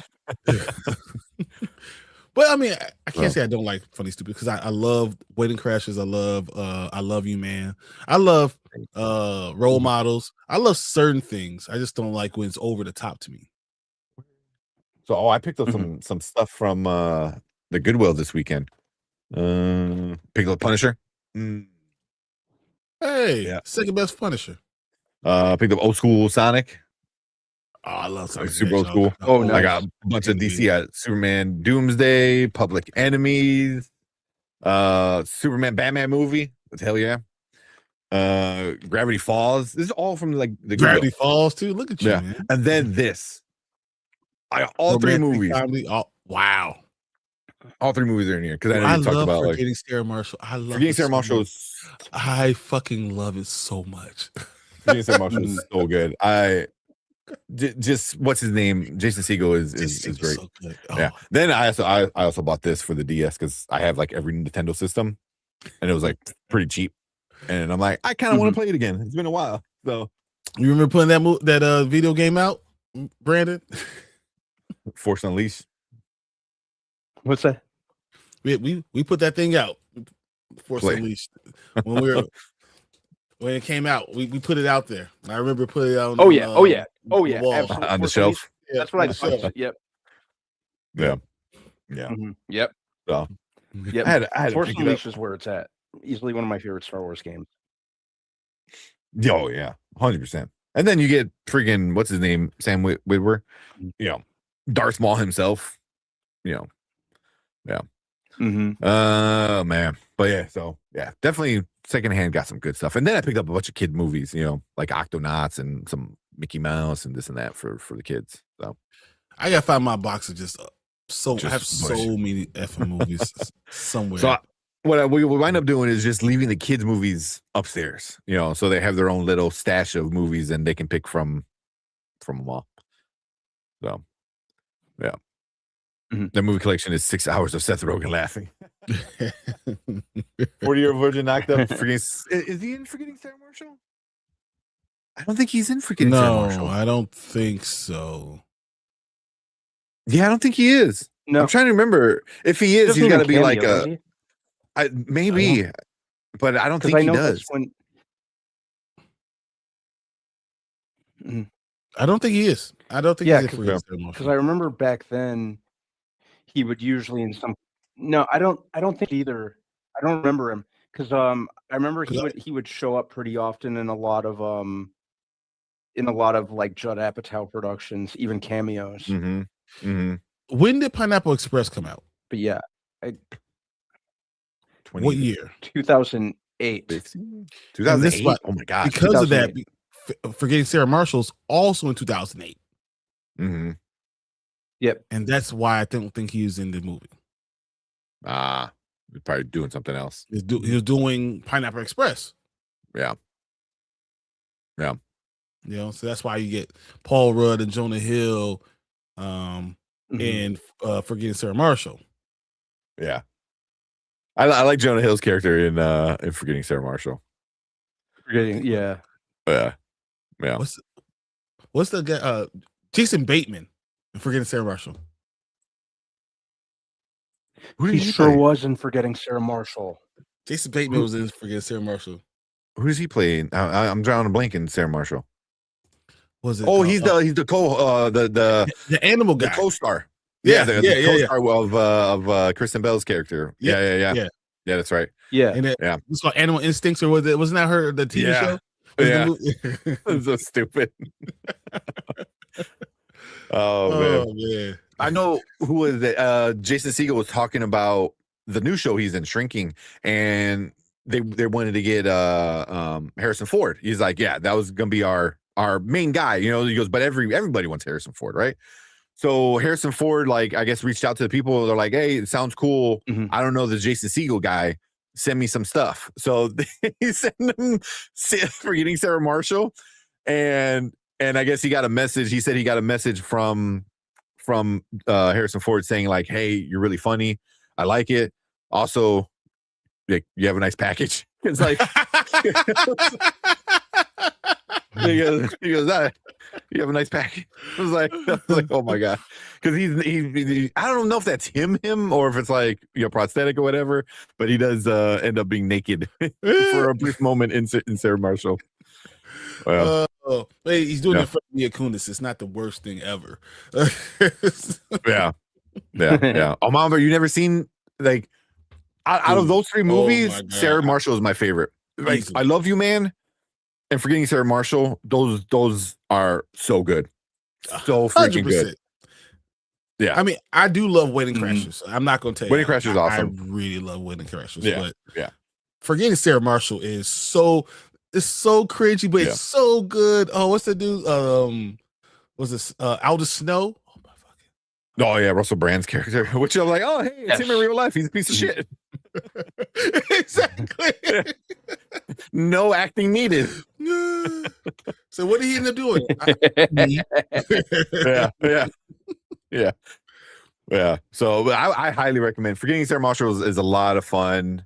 And I Love You, Man is a lot of fun. I Love You, Man is such a great movie, especially like I think for now, because like you have such that issue of like men, or I wouldn't say men, like young men, you know, like 20-year-old, you know, not having like male friendships, you know, and how like it affects them here in this movie, like how it affects Paul Rudd's character, you know. Mhm.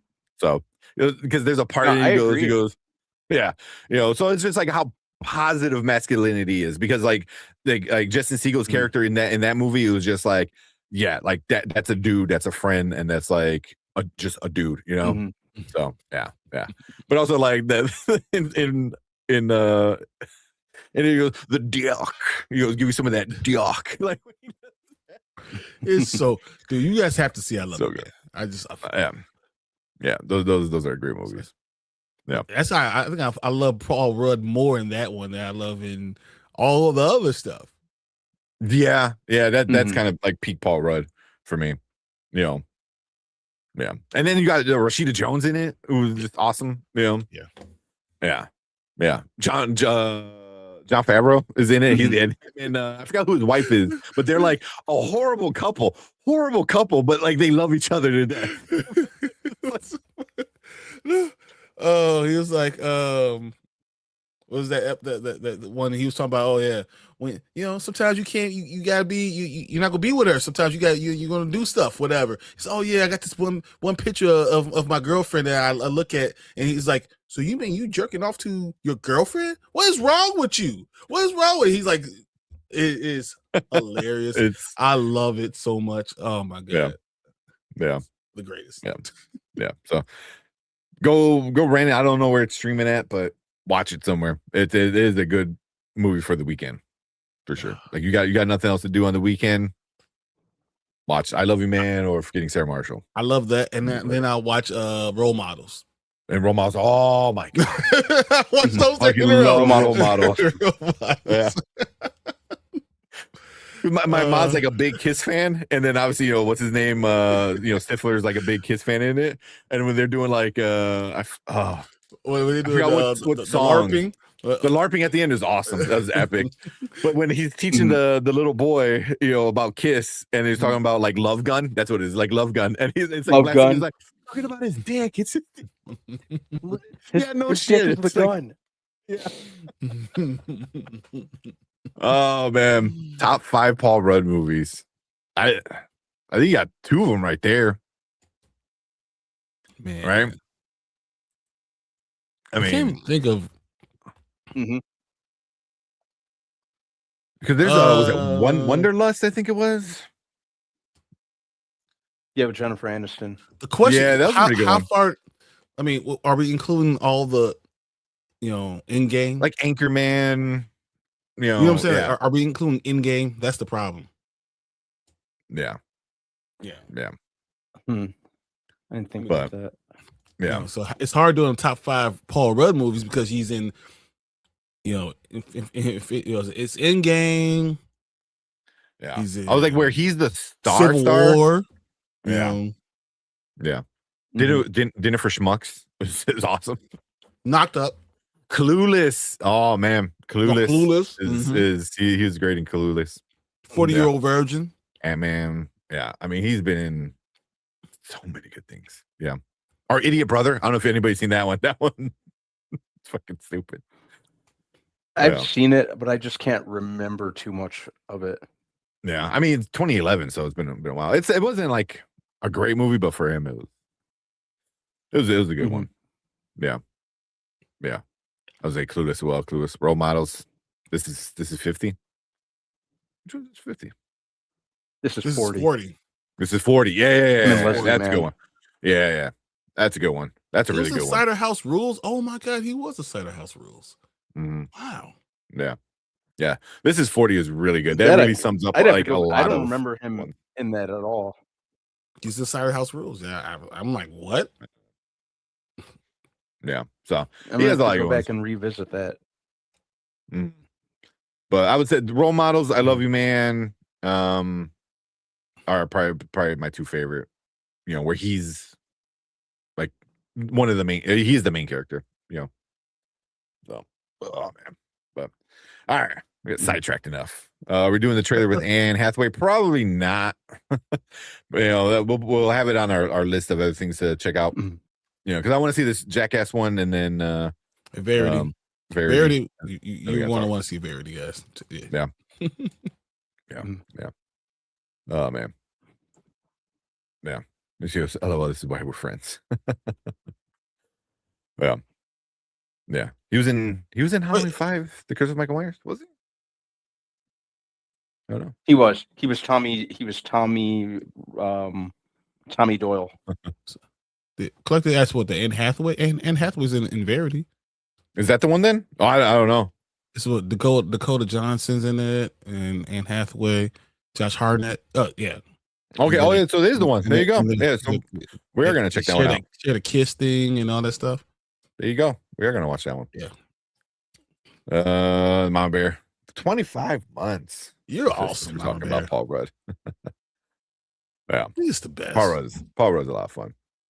Yeah, the dude looks like his son is looks like a very much younger version of him, which is crazy. So Paul Rudd looks like a very much younger. The only way you can tell Paul Rudd's age is put him next to like his son. You're like, oh yeah, look, he does age. Maybe. Yeah, maybe. I'm still thinking it might be the same person. Exactly. Just mirrors. It's like I'm just opening my window. All right. I'll put my volume down to 0 during Jackass here because I don't care about the movie. Hey, you don't like Jackass? I mean, I think Jackass is stupid as hell too. Yeah. Stupid as hell. I mean, that's the whole point. It's just but like I just don't like. No one's gonna no one's gonna flick me in the nuts and without not getting punched in the eye and knocked the fuck out. Like that's just not gonna happen. You don't do that to me. It takes me back to. It takes me back to my teenage years because I was very much all about, like getting into a shopping cart and getting pushed into a bush and throwing ourselves downstairs and stuff like that. So I was all about Jackass as a kid. So yeah, he ain't throwing me down no damn stairs. I'll tell you that much. Here you go. Because Mom Bear brought it up and I actually forgot about it. But yeah, give me the Ben Affleck drop. Fuck it, reindeer games. I'm not Ben Affleck. You white? than you Ben Affleck. Right, Wheeler? Yeah, you're white. That's true. I am white. That's true. I am white. So that's Role Models. If anybody hasn't watched that movie, Oh my god. definitely go check that one out. Yeah. So if you like that, if you like Role Models, you'll love, I think, Forgetting Sarah Marshall and I Love You Man. It's very much, of the same kind of, style. I think I Love You Man's better. Yeah. I just out of it all the had three a of them, whole I Love You part of Man. it too. Yeah. I really like Forgetting Sarah Marshall. I think I Love You Man, Forgetting Sarah Marshall, Role Models. I put it in that order. Dude, I would go to the Dracula play. Oh my God, yes. I would go to the freaking Dracula play. I would love it. That was my ringtone for a while. It was the and if I see Van Helsing. Yeah, that was my ringtone for a while. So 100% I would go to that play. Oh man. That's awesome. But all right. Let's get back on track so we can talk about Michael soon.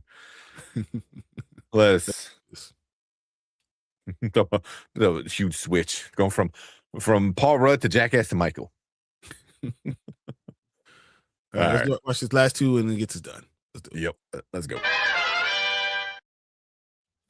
All right, what is up? Welcome back to Spoiler Kings. We got another trailer reaction for you guys tonight. This one is the new Jackass Best and Last. Supposedly their last movie, but we'll see in 10 years when they need more money.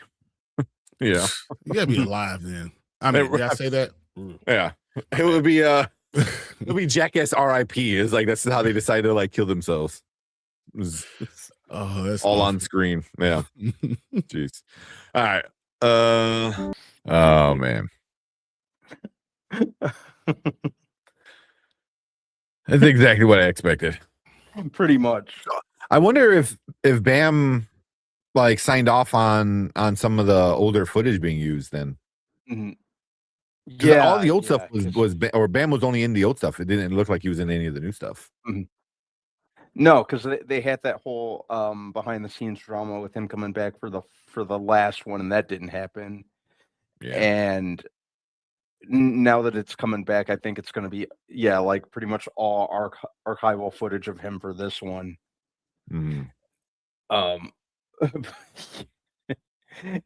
This was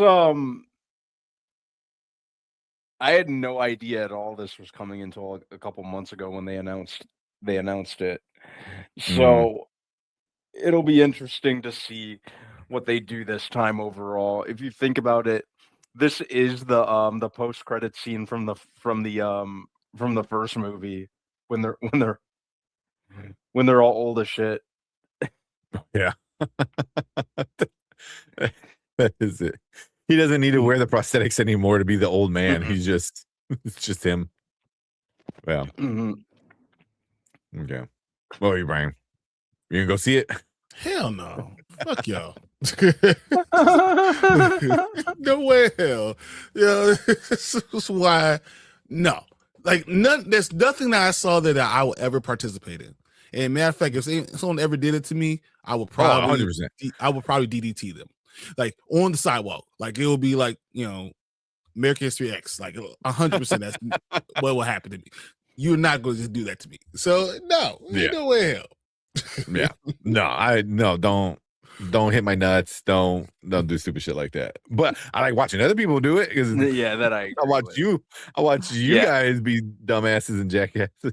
But yeah, not doing any of that stuff.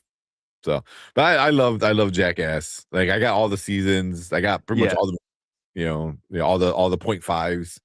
So, well, I was all about Jackass and Viva La Bam when I was a kid. So, yeah, I mean Jackass is Jackass because of Bam.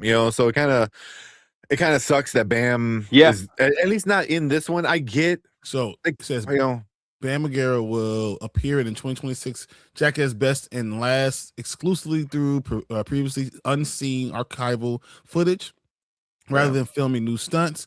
Following the 2022 lawsuit and firing from Jackass Forever.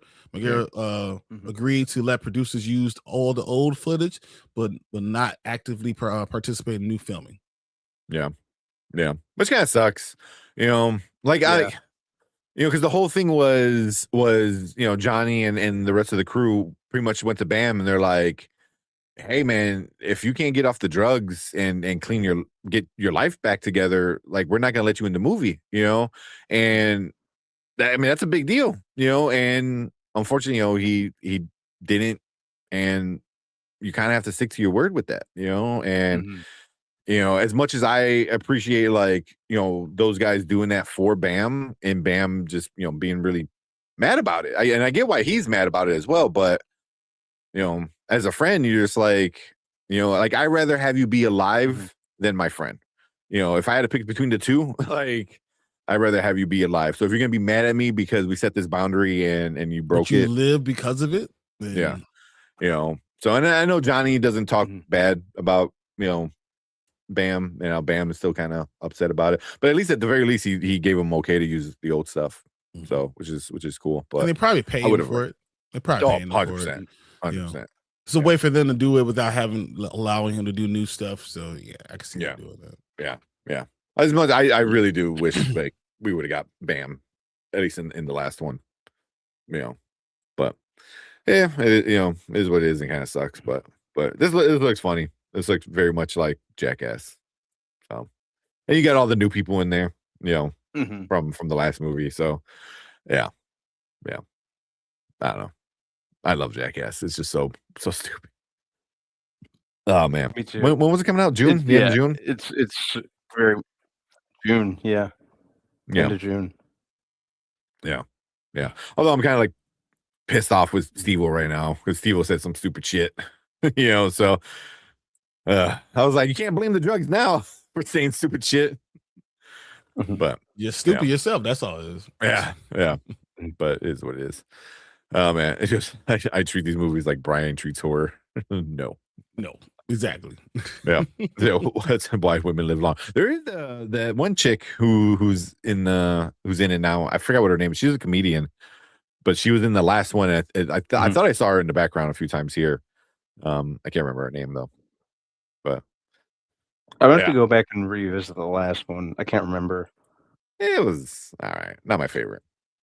So, but but you get all the new people, which is always fun, But but this one looks good. Hopefully, it is the last one because I'm kind of like these guys have kids. Chris Pontius has kids. It was like he does not need to be in a Speedo running around dancing anymore. Like, bro, stop it. Yeah, man. I'm glad you guys like it though, but it's just like me. I'm good. Yeah. I'm good. Yeah. Oh man. But yeah, we'll finish that off with the Jackass trailer right there. But yeah, we want to hear from you guys. If you're a fan, leave a comment, let us know. If you're not a fan, let us know too. You'll be skipping it. But leave a comment, hit that like button, hit that subscribe button, come and join us when we do other trailer reactions like this, movie reviews, and other fun nerdy stuff as well. And we appreciate everyone in the live chat. You guys are awesome. Stick around because we're gonna move on to our next topic for the night. Oh man, it does look. It looks very much Jackass. Find out what the hell this is about. I was losing their damn mind off this. Right? Stupid. Man. Oh man, professional idiots. Yeah. What like I said, and I really think it's stupid for people to put themselves in harm's way just to make yourself popular. It's getting bitten by a poisonous snake. Yeah, but that's what you do when you don't have any other talent. Especially when did this come out? Like late 90s? Was it 99 the first season? Was it 99? 2000 is when Jackass started. Was that the first one? 2000 is when it started off. Yeah. So that was the first one. I mean, that was kind of like the thing back then, I mean, the internet wasn't what it is now. It was just kind of really kicking off, and they did all the stupid shit. And don't get me wrong, like my friends would go out and do stuff, and I just would not. That's just not me. No, my friends wouldn't even do shit like this. It's like, no. Oh, I was all about it as a kid. No, like I don't want to get kicked in the nuts. I don't want to kick anybody in the nuts. Like I'll watch other people get kicked in the nuts. You know, like ball hit old man in groin is like super funny, but I don't want it. No, it ain't gonna hit me. Once again, we'll get in real fights. If you want to get in a real fight with someone as big as me, then go ahead, try your luck. Well, we're gonna get a real. Wow, he punched him like he doesn't like him. Sure did. Yeah. They give me a jump rope because I'll be skipping. I remember when the Jackass guys did a stunt where they let a king cobra bite them. Instead of, they say better have had that hand, or hand out right hand down. So yeah, they did this a lot of stupid shit. Oh, I mean, like really, really bad stuff. The one I just found out not too long ago. So there's an episode where Bam is in like it might be from a movie. He's in his Lambo. And they tie a string to one of the, I think Aaron, to his tooth, and then they pull out his tooth, right, with the car, right. I found out, like found out recently too, like that fucked up his face, like it like fractured his skull, like he had surgery, like it was like in the thing it was like, oh, it just popped out, like no, it like messed him up like really bad, like really, really bad. And I was like, damn. So yeah. And also awful. That's what it wasn't even a tooth that needed to get pulled. He's like, yeah, it was just a tooth. I was like, no numbing or anything. It just popped it out. And and because the way how violently it was popped out, it like messed up his face. Like he needed surgery and I was like, holy shit, I did not know that. So tells me everything I need to know. Yeah. They just antidote on hand. I got what you're saying. Yeah. I mean, that was the whole Wild Boys thing. The whole Wild Boys thing was them doing stupid shit with animals. Lost me, man. I'm glad everyone's gonna enjoy it, but nah, not your cup of tea. Well, all right. What's this one called? Was it Verity? Verity. Okay, there we go. All right, let's check out this one, then let's get into the Michael. Cool. All right, what is up? Welcome back to Spoiler Kings. We got another trailer reaction for you guys. This one is the Verity, Anne Hathaway, a few other people in this one. So I know Brian said we gotta watch it. Collector in our chat said we gotta watch it, so we're gonna watch it. Yeah, I mean, see what the big deal is. Yeah, we'll see the big deal pretty soon. So let's go ahead and watch it.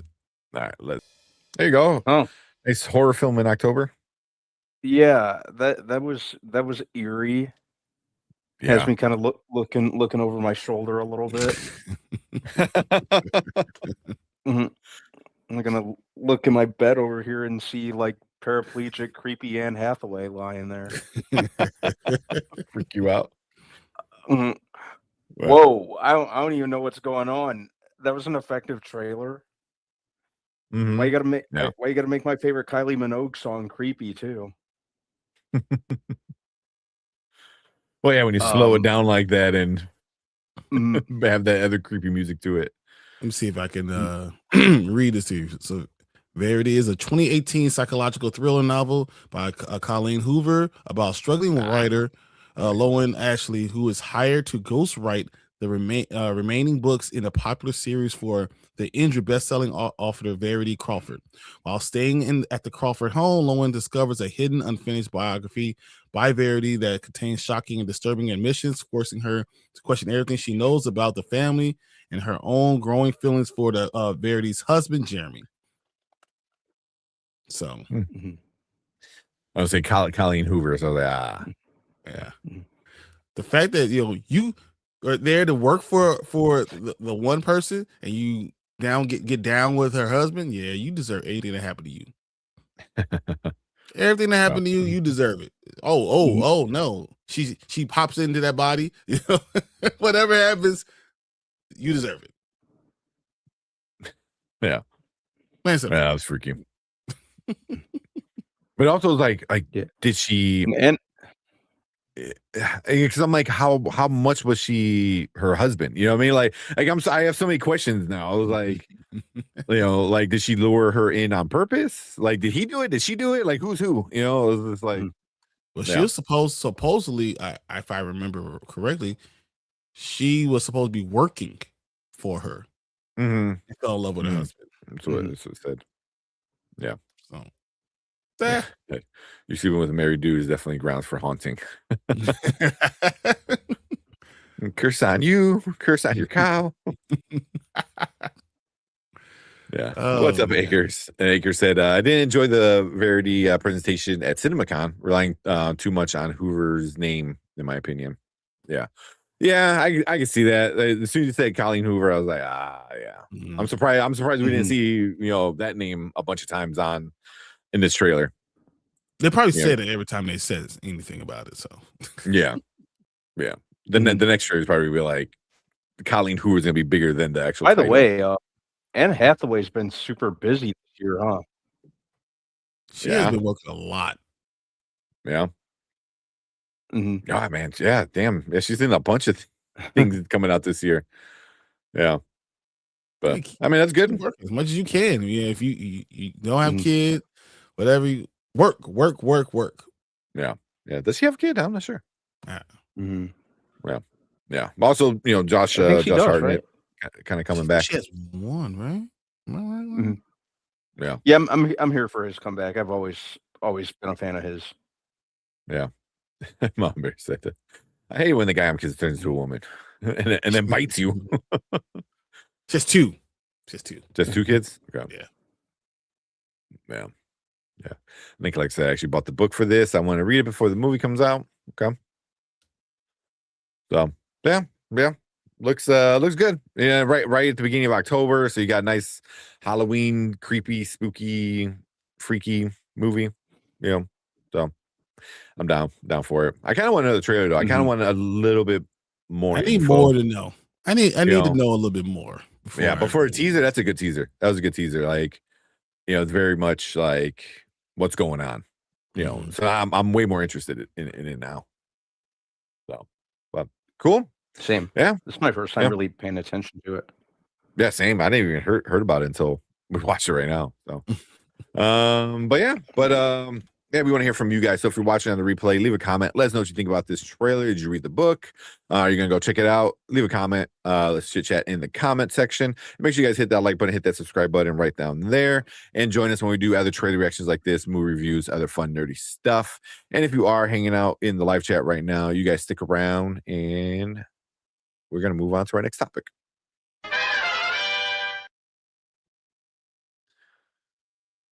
Oh man. That was weird. Yeah. You buy me, I'm buying it back. Super weird. Oh, there you go. Yeah. Fernando. Is that MBD and hosts, etc. I'm hearing about the new Fog remake. Oh. Why another Fog remake? Why? We already did that once and look how that ended up. Yeah. Yeah. Also, you're gonna read Odyssey and leave the fog alone, and then read Verity. Odyssey is pretty big.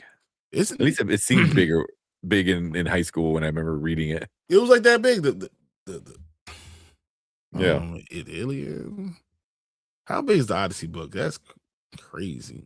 Yeah. At least I think because it breaks it down in like different like stories of it, right? So maybe you just read just a certain part of it. Yeah. Haven't heard about it. It's 121,000 plus words. I'm not sure if that's what a normal book is. Because it's 24 books or chapters.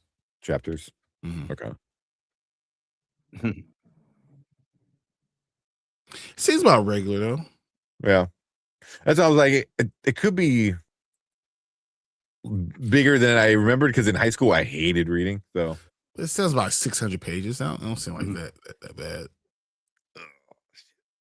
Yeah. All right.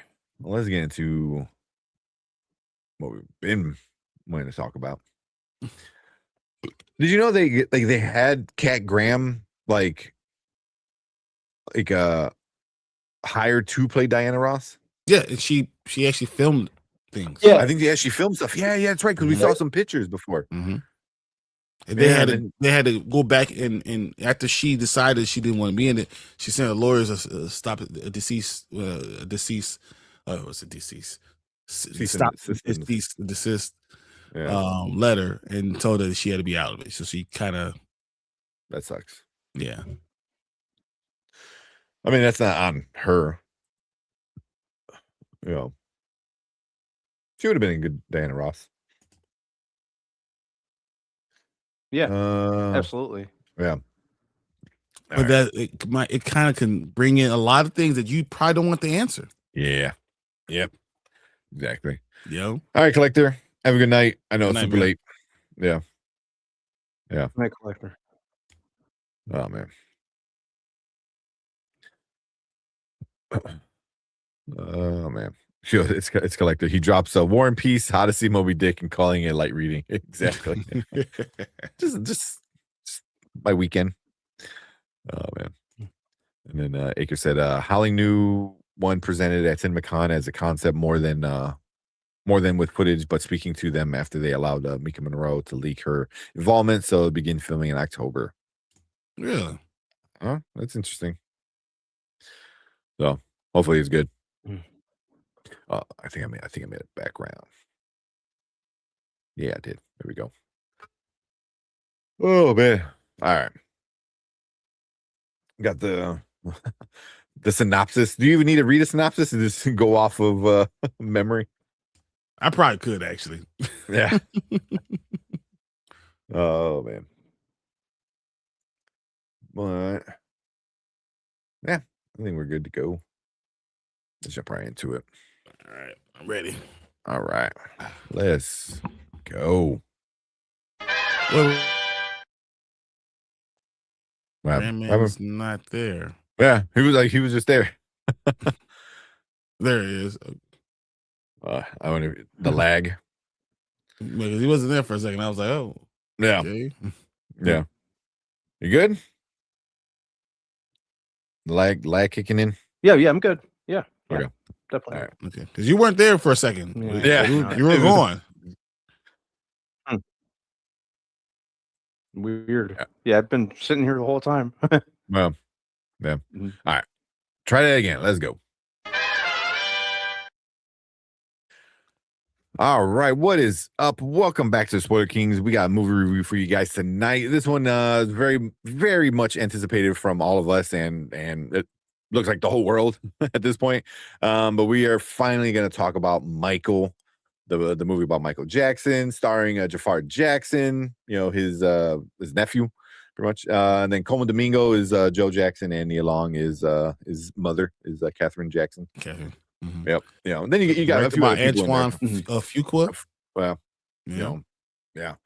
So yeah. So yeah, this one had a lot of issues going in, a lot of legal stuff. You know, we found out later as it started coming out. So finally we got it out. We all watched it, and we're about to give you guys our thoughts. So we're gonna get into our ratings at the end. We'll get some Rotten Tomatoes because Rotten Tomatoes has some opinions. I don't know if they're right opinions, but they got opinions, yeah. Yeah. But yeah, so we'll get into our ratings, and then we'll get into our likes and our dislikes. But before we do that, Brian, you got a quick rundown of what Michael is about? Michael Jackson. No, I was kidding. The story of the pop superstar Michael Jackson, from his extraordinary early days in the Jackson 5 to the visionary artist whose creative ambition fuels a relentless pursuit to become the biggest entertainer in the world. Mm-hmm. Mm-hmm. Yeah. So this is pretty much from early Jackson 5 to, was it 1988? 80. It was 88. Mm-hmm. Okay. 88. Yeah. Okay. Yeah. So yeah. So we're gonna get to all the details, spoilers, I guess, if you don't know Michael Jackson's life, but we're gonna get into all that stuff, all of our likes and dislikes. But we'll start off with Brandman. What you like about this movie? There's a lot that I really liked about it. I think they really did a good job capturing just how larger than life Michael Jackson was as the definitive pop icon, I'd say. I think pacing wise, it really it worked quite well because it moved at a nice brisk pace and it held my interest all the way through. I love the way that it was filmed, man. Like I don't know what kind of stock or that they were using for like the 60s, 70s, 80s flashback sequences, but it felt like a retro style film.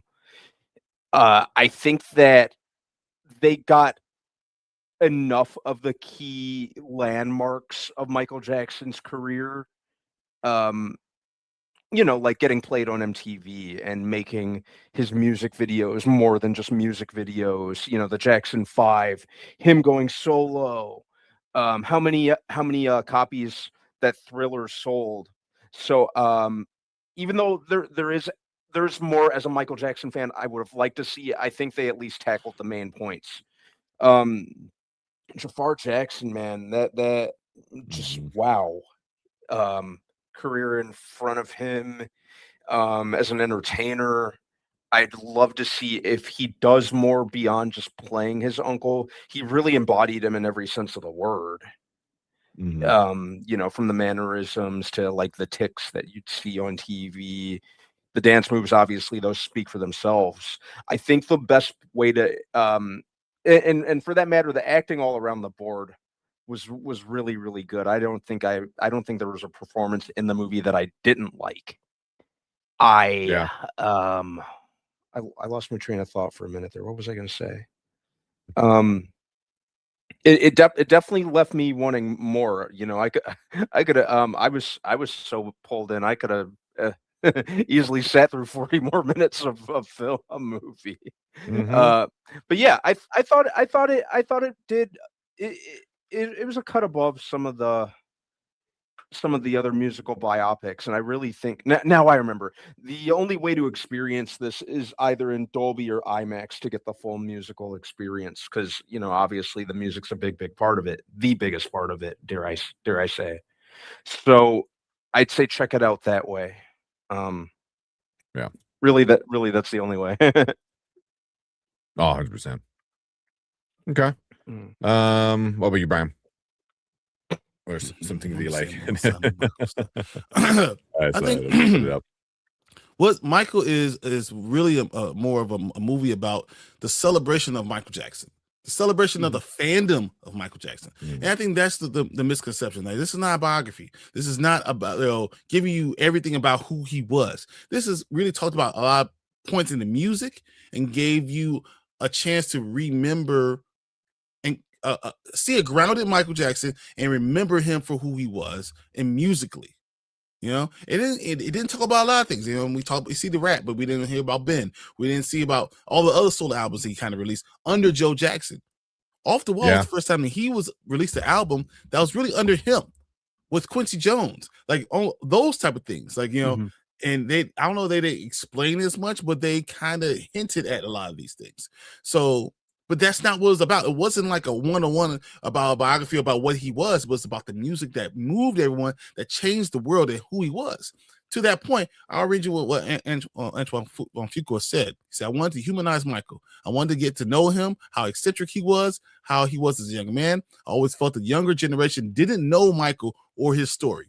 In order to tell anything about Michael, you had to remind people about the magic of him, the power of music, and the fun that he brought into the world and his own insecurities. He's one of the most complex characters to tell a story about. My approach was to ground him as much as we can so that he's relatable and anyone outside of being on that stage. That's what the story's about. He tells you what the story's about. Yeah. That's what the whole thing was about. So all the outside noise and all that stuff, I don't agree with it, because that's not what was going on. That was not what the goal of the film. That's not what Antoine Fuqua went to go do. He went to say, I'm trying to give you this story and give you this younger generation a chance to really experience Michael. Yeah. Even like what Mama Bear said, influence Diana Ross had on his life was left out, and it was Wasn't left out. out.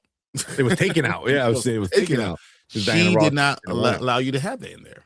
Yeah, which that's going to change the story, and a lot of these other things that plays into things not being in the movie for one reason or another, kind of changes like the story. I really wonder if we had Diana Ross, if we would have got more details about his personal life a little bit, because we got very, very surface level kind of stuff about his personal life. And I wonder if a lot of the changes for legal reasons and stuff like that, why we turned it more into like you said, like a celebration of the fandom and the music, rather than, Michael as a person, or the growing up of him and things like that. Because I mean, we said that, she was casted, everything was filmed, and just was taken out. Cat Graham's scenes were taken out of the movie, plain and simple. Yeah. So, the real reason he had the nose job, he actually broke it on stage. So, because I know he had multiple nose jobs in real life. Here, they only kind of show 2 one or 3. No, they showed 3 because they saw the first one that Joe Jackson talked about, and then they did a second one. He went to the next because he had another thing on his nose, and then he went to the most recent one. We saw the nose that kind of looked more like the Peter Pan little slope. Yeah. So like they showed it 3 times. The Diana Ross part is problematic. The other thing we kind of missed is The Wiz.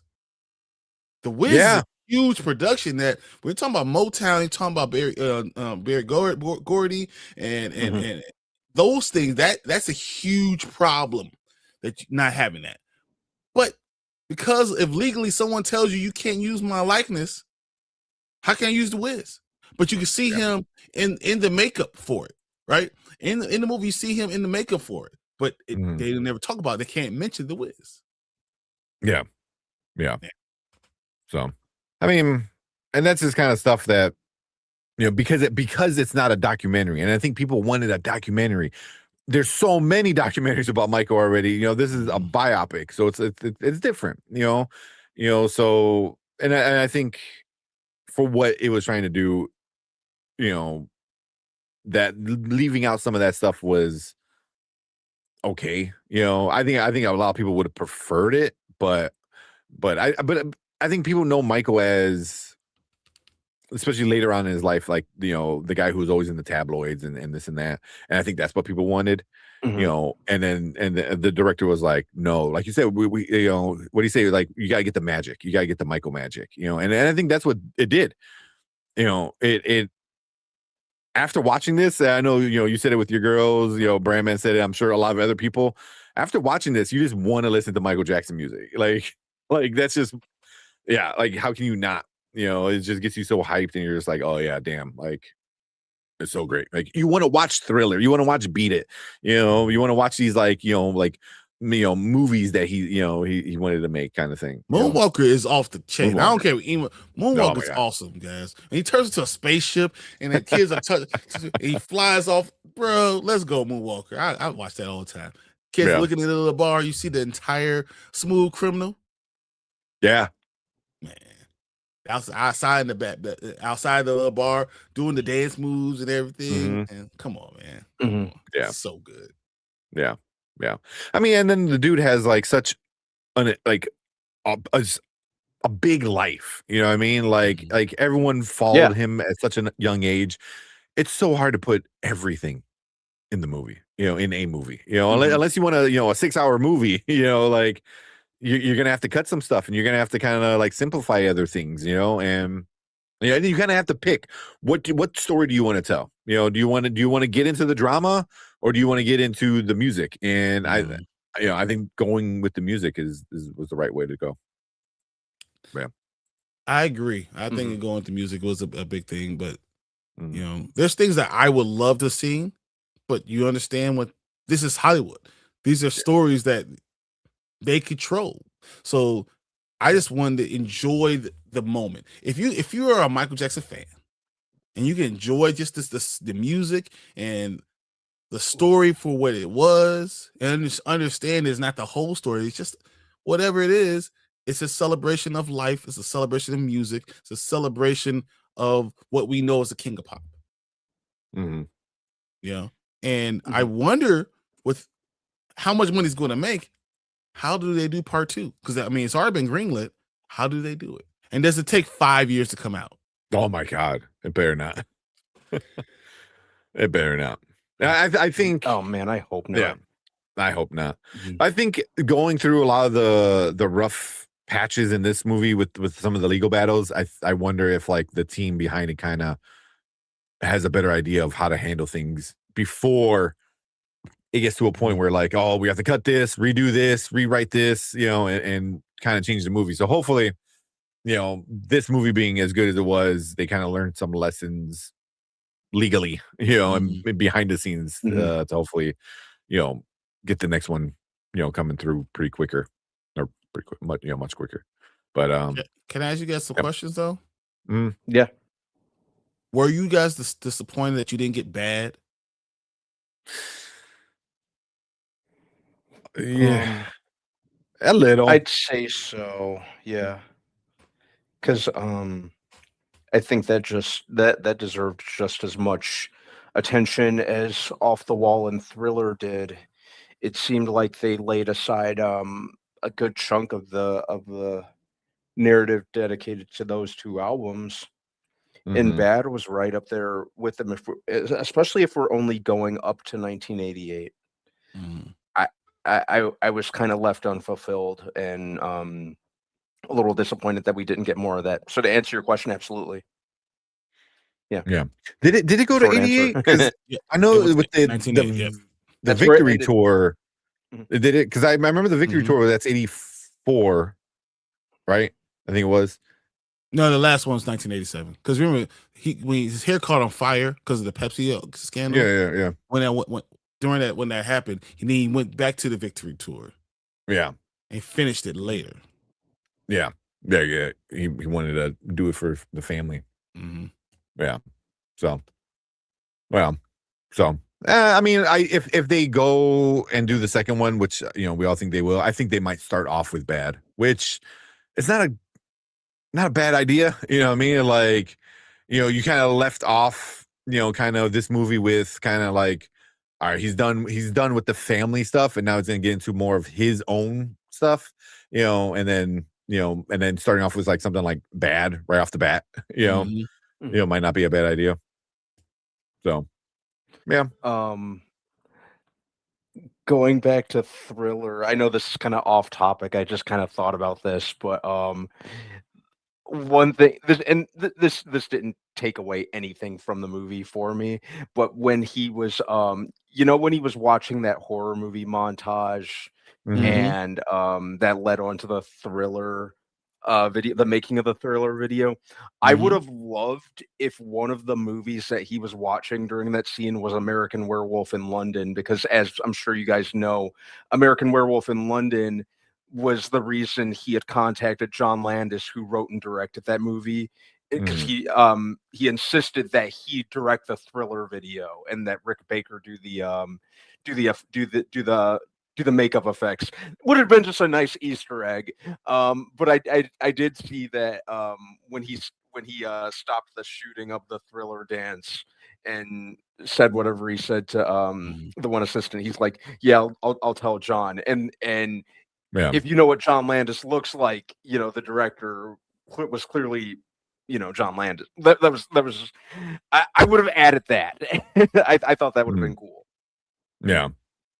Again, I wonder if it's like a legal thing, you know, because now, you know, movie. I don't know who owns American Werewolf, you know, but I think it actually is Lionsgate and Universal. Oh, then that should have been super easy. Yeah. I mean, at this point, Paramount is going to own, or not like Paramount, Lionsgate. Yeah. Yeah. Well, we'll see. But one thing you guys didn't bring up was what's his name? The young actor who played, you know, young Michael, Giuliano Valdi. Valdi, I think it was. Mm-hmm. He was amazing. Yeah, he was. He was amazing. As just this young kid playing Michael, I was like, It's the voice. yeah, the voice, you know, like, man, God, I you know, and that's why people are like, oh, you didn't get into any of the issues when, you know, Joe, like, you know, whips him in front of just everybody, you know, in the hallway of the house or whatever, you know. It was like, damn, man. I was like, how do you film that? You know, and I know Coleman Domingo is a professional, you know, the utmost professional, you know, so I'm sure, you know, he handled it, you know, well, but just to do that like on camera, like to a kid, you know, it was like, even though I know obviously it's acting and stuff like that, but the way he acted after that, you know, and everything, and like I don't know. he was great. He was really, really. I did not expect like that kid to be like that well, like, you know, but yeah, and you know, you also the transition. Oh, sorry. Sorry. Go ahead. No, I was just going to say the transition from the child actor in Giuliano to Jafar. You know, it felt it felt pretty naturalistic. You could buy that was the grown up version of him. Yeah, good job. Yeah, that's all I was going to say. What were you going to say, Mark? It didn't bother me much. I talked about this with Danny and Anzo earlier and said, oh, this is kind of how it was, especially in the Black community during the 1960s and 70s. So like that's, I mean, of course, Joe Jackson took it to an extreme because they showed it as a montage of him having to pick out which belt he's going to use. Yeah. And that's something that's in the Black community is talked about. You had to go, you know, when in the 40s and 50s, they had to go pick out the switch you're going to get. You know, now, you know, you talk about the 60s and 70s, you had to go choose your belt. Sometimes they had your siblings go choose which belt you're going to get beat with. That was part of how things work. Joe always went overboard and took it, and just seemed like he made him be even more villainous. But it didn't bother me because I know that's also part of how things are. Yeah. Well, I'm not saying like that bothered me. I'm just saying like as an actor, as like hey, what are we doing today? Oh, you're gonna beat this little boy. Like that. Like, that's your job today. You know what I mean? It's like, you know, and, no, but it looks, you know, I'm sure, you know, they had padding and stuff like that, but it was like, damn, you know, like, you know, like it just was Coleman being 56. That probably won't bother as much. That's probably how you grew up. Yeah. Him being 56 is probably not gonna bother him as much because, you know, he was born in 69. So like that's how he probably grew up. Yeah, but I'm saying like he's not gonna actually beat this little boy. You know what I mean? That's the thing is like, you know, so like you have to have this like anger, and it just shows how good Coleman Domingo is as an actor. Because like him as Joe was like he was so good. You know, but the little boy, you know, acting, you know, after something like that was like, you know, I thought very, very well done from him, you know, because like, you know, screaming like he was like he was actually doing it. You know, like he was actually whooping him, you know. So it was like, because like you felt it was real, you know, and it just shows like how good the actors were, you know. They could do something like that, and you're just like, damn, yeah, that felt real. Yeah. The acting, the things that I saw that really like resonated with me with the acting was when Michael first brought, you know, Bubbles home. That was a huge thing, and how the family reacted to it. And when Michael had, you know, Ben the first time, everyone was like, "You can put that damn rat away." How the family reacted to him, and it's stuff that Joe said. He said, "Hey, you're gonna realize one day that they're not going to understand you. People out there, you're gonna need your family around you, and they're not going to treat you that way, and they're not going to understand you." And when he did eccentric things out there, the family was like, "Nah, that's just Michael." You know, like things that I would have bought me. Like you brought a damn giraffe. You got llamas and stuff like that. You walking llamas down the damn street. You know, that would be like, what the hell's wrong with this person? But the family just like, well, that's just Michael. You know, and that's just how he was. You know, and I thought that was interesting in itself too, because they didn't treat when he first got that nose job and Joe saw him, he was just like, Yeah. You know, like it was just like whatever. It was just to that effect. And I think that being able to do that and show that without words, just in your acting in itself, that was it. The family, whatever. Or he's like, hey guys, can we come out play Twister? And he's like 27 years old, and then all the other guys like, we're going out, bro. You know, yeah. One guy's like, I got a family. Like, that was intense for me. I felt like that was really showing a lot of different things, and the way he felt even more alone, even within the family, but they still accepted him for who he was. Yeah. They still loved him, but he was still like an outcast. You know, that's why I like the scenes where they kept showing, you know, him and his mom, you know, just on the couch watching TV, popcorn, ice cream, or whatever, and it was just like, you know, as normal as he could be, kind of thing, you know, like, you know, while he's being, you know, Michael Jackson, you know, like you're the king of the world at that point, you know, and he just wants to hang out, you know, how like, and they do a really good job on how he was really like desperate for friendships, you know, you know, that I thought that did a good job, you know, yeah. The Bubbles single was great, and then I saw Jafar Jackson actually went to go visit Bubbles at the sanctuary he's in. So, so I kind of want to see the video because I wonder if like Bubbles starts freaking out, like, oh shit, like run! You look like him. Dude, I'm not going to sleep with no damn chimpanzee in my damn house. Yeah, I know. Rip my face off? No, that ain't happening. Yeah, there's absolutely no way. No, especially after watching Nope. Like damn Primate. Yeah, Primate. Yeah, exactly what it's. Yeah. But it's just like he like instantly. It's and even like the way the CGI Bubbles, I thought was like really good. When he first meets him, he's like, "Yeah, come here," and like Bubble, like it looks like they, you know, make him smile, and he comes and hugs Michael, and then you know, yeah. So, yeah. Well, other stuff too.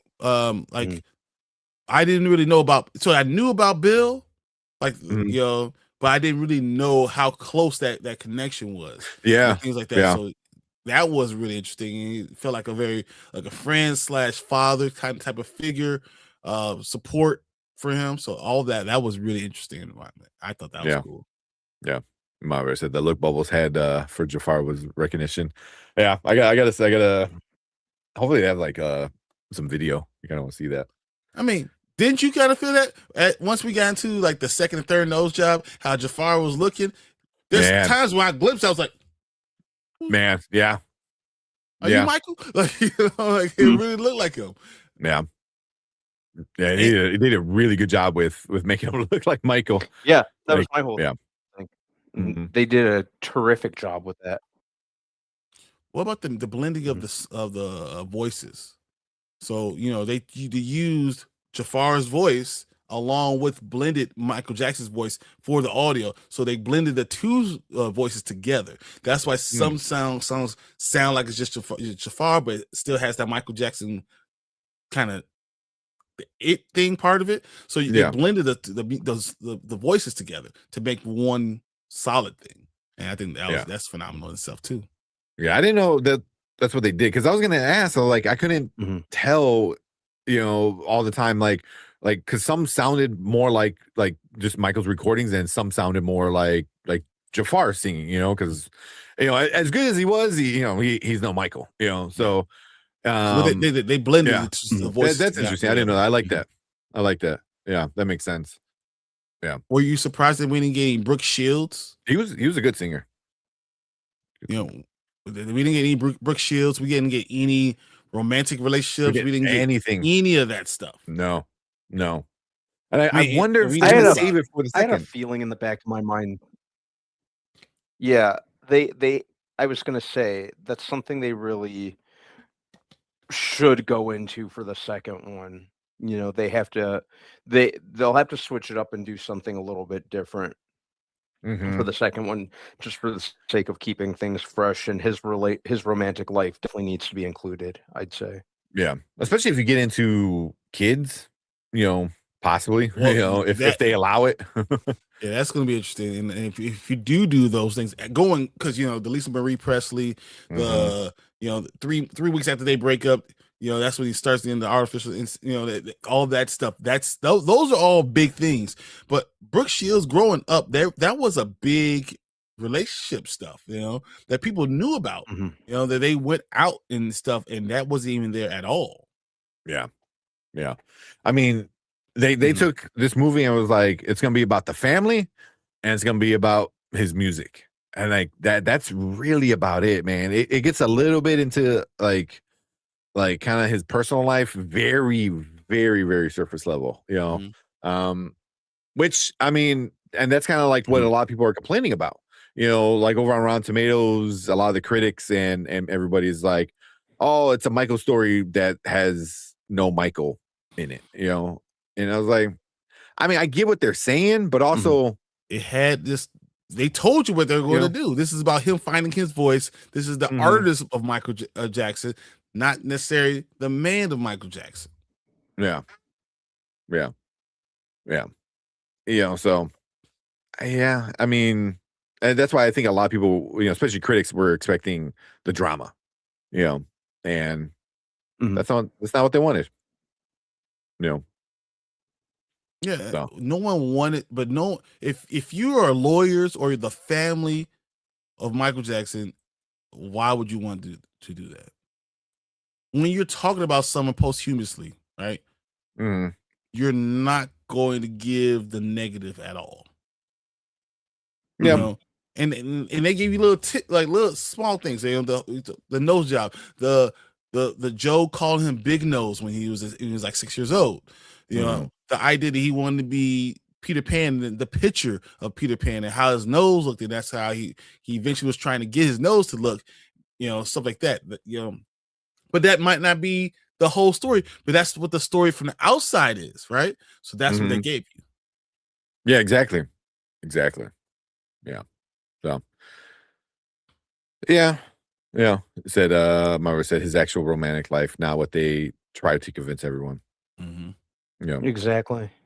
Yeah. I will say that one scene when he left that snake with that girl, he might be hungry. You better watch out. Oh yeah. He just left it with Latoya. Yeah. I was like, what are you doing? He might be hungry. She was looking like how hungry? He's like, you don't get this thing. Yeah. I think that was another I don't say a problem I had, but a thing that I think the movie missed was no Janet. What? Janet says you can't have. Yeah, that was. But yeah, you run into that problem again. So what are you gonna do? Yeah. And they didn't even acknowledge her existence at all. They couldn't. Yeah, they couldn't. So it seemed like they couldn't. Yeah, like Latoya was kind of there for everything instead of Janet. So, but again, that's when you start running into these legal problems where it's a biopic, not a documentary. So if somebody says I don't want to be in this movie, you have to change the story a little bit, and then that's when it starts to change. So yeah, I mean, what are you gonna do? I mean, there's not much you can really do about it. So you kind of just work around it, and I thought they did a good work around with specifically with his sisters. Yeah. So well, I think even the fact that really they didn't dive into his brothers, Marlon and Tito. Really. They really didn't dive because it wasn't about them though. That's not what it was about. Though it was about the music, but it wasn't really about Jermaine. It's not really about them. Jackie's not. No one cares about Jackie. That's not what they're trying to get into. Yeah. Because it was him and the family, but like the head of the family being Joe, so it was that, it was a lot of their he was the villain battles. In the story, you know. Michael was the hero and Catherine was the support. And that's really all they talked about. And the brothers were there because they're part of Jackson 5, but that was really seems to be like that was it. Yeah. Yeah, and you're kind of stuck, So, and any other issues you guys might have had? Because I didn't have too many. Because all my biggest issues were like this person wasn't here, this person wasn't there, they skipped over this, but that's all legal stuff. Yeah, I'd say we covered it all. I think that I get what some people are saying about it feeling sanitized because we weren't really told anything about Michael that we didn't really already know. It was just he was a great dude and his music was great and that was it. So I get what people are saying in the sense that there were some points, not the whole movie, but there were some points where I kind of had the same problem that I did with I saw the same I had the same issue with Bohemian Rhapsody in the sense that sometimes I didn't feel like I was watching the actual Freddie Mercury, Michael Jackson as a person so much as I felt like I was watching a caricature of them at times. It didn't go as overboard as Bohemian Rhapsody did, but admittedly at times I kind of got that vibe, that feeling. Yeah. Okay. What about you, Brian? How many times did you guys see it? I think Brandon, you saw it today, right? So I'm assuming just once. Like, yeah. I've seen it 3 times so far. I've seen it 3 times. You saw it 3 times? Saw it on Wednesday. I saw it on Friday, and then I watched it yesterday. So I saw it 3 times. And I'll say this: there's scenes that are just phenomenal. I think there's things that they did, like when you see the concerts, and I don't think you really understand how people were literally passing out all the damn time at Michael Jackson concerts, and to the point where everyone knew you passed out, they just crowd surf you all the way to the front, and they put you in the ambulance and then send you off. It was just a regular event. He will be singing, and people be almost touching them, and they be passing out. That was real. So I thought that was kind of cool, showing how big of a star he was and how many people was packed stadiums just to get a glimpse at him, and how his life really becomes a bubble because of how big of a star he was. But it was that way from him being a child, him growing up. He was always in a bubble. It was hard for him to doing those things. So I thought that was pretty cool seeing that. My kids asked me about it, not just the songs, but just like, so Dad, so he couldn't just go to the mall. It's like, goes to the mall. You saw we went to a toy store, right? Yeah. And he's there for 3 hours signing toys and everything like that. And you realize those toys that he signed are worth millions of dollars if you touch them, because that's how big of a star he was. And I enjoyed seeing that, and for another person to be able to see it, for another era to be able to see these things, and that's my joy, my reliving of my fandom and seeing it through a fandom's eyes. Yeah. Because if you want the nitty gritty details and drama, I was like, grab one of his dozen documentaries. You know what I mean? Like, they get into all of it. So this was about the fandom. I think that's the perfect way that you said it, Brian. It was about the fandom and just the magic. Yeah, because it was when he was on stage, when Jafar was on stage doing his thing, all those scenes were epic. When they were filming things, when they were practicing Beat It, like on stage, I'm like, that was awesome. And it was just dancing. Dude, the music wasn't even there. It was just them dancing. It was like, Motown 25 was so good. Motown 25 was so good. It was he practiced those moves. He knew when to do the moonwalk. He knew when he did certain things. Like it was so good. But bro, the Bloods and Crips. Yeah. When he brought the Bloods and Crips together, and they were like, "Can I have an autograph?" And like, no one was worried about being the leader of the Bloods or leading of the Crips. They were like, "Bro, we about to meet Michael Jackson." And you see Bill's like, "Bro, why are we doing this? So we really gonna do this, huh?" And Mike's just like, I'm good. Yeah. And it's like, I think that's like a good to see from him, because of all the negativity that's surrounded him. Whereas like, where I think he wanted a lot of positivity in the world. He wanted to do good, and stuff like that, So, go. There's the scene of him at the hospital giving out the toys. That was like a great scene. So there's a lot of good things, in here too. So I'm really curious to see what happens in the second one. I hope they kind of keep the same vibe, but it's going to be hard not to get into all the issues from the 90s, that we're going to get.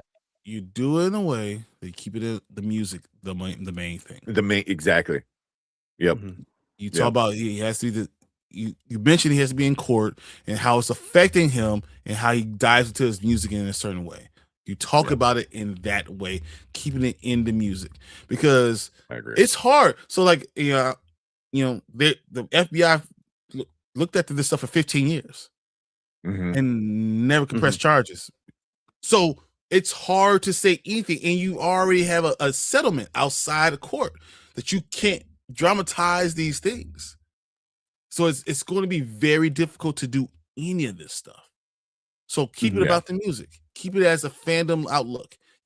Do it that way. That way you don't have to worry about as much the court case. You don't dive into the court. You talk about everything on the outside.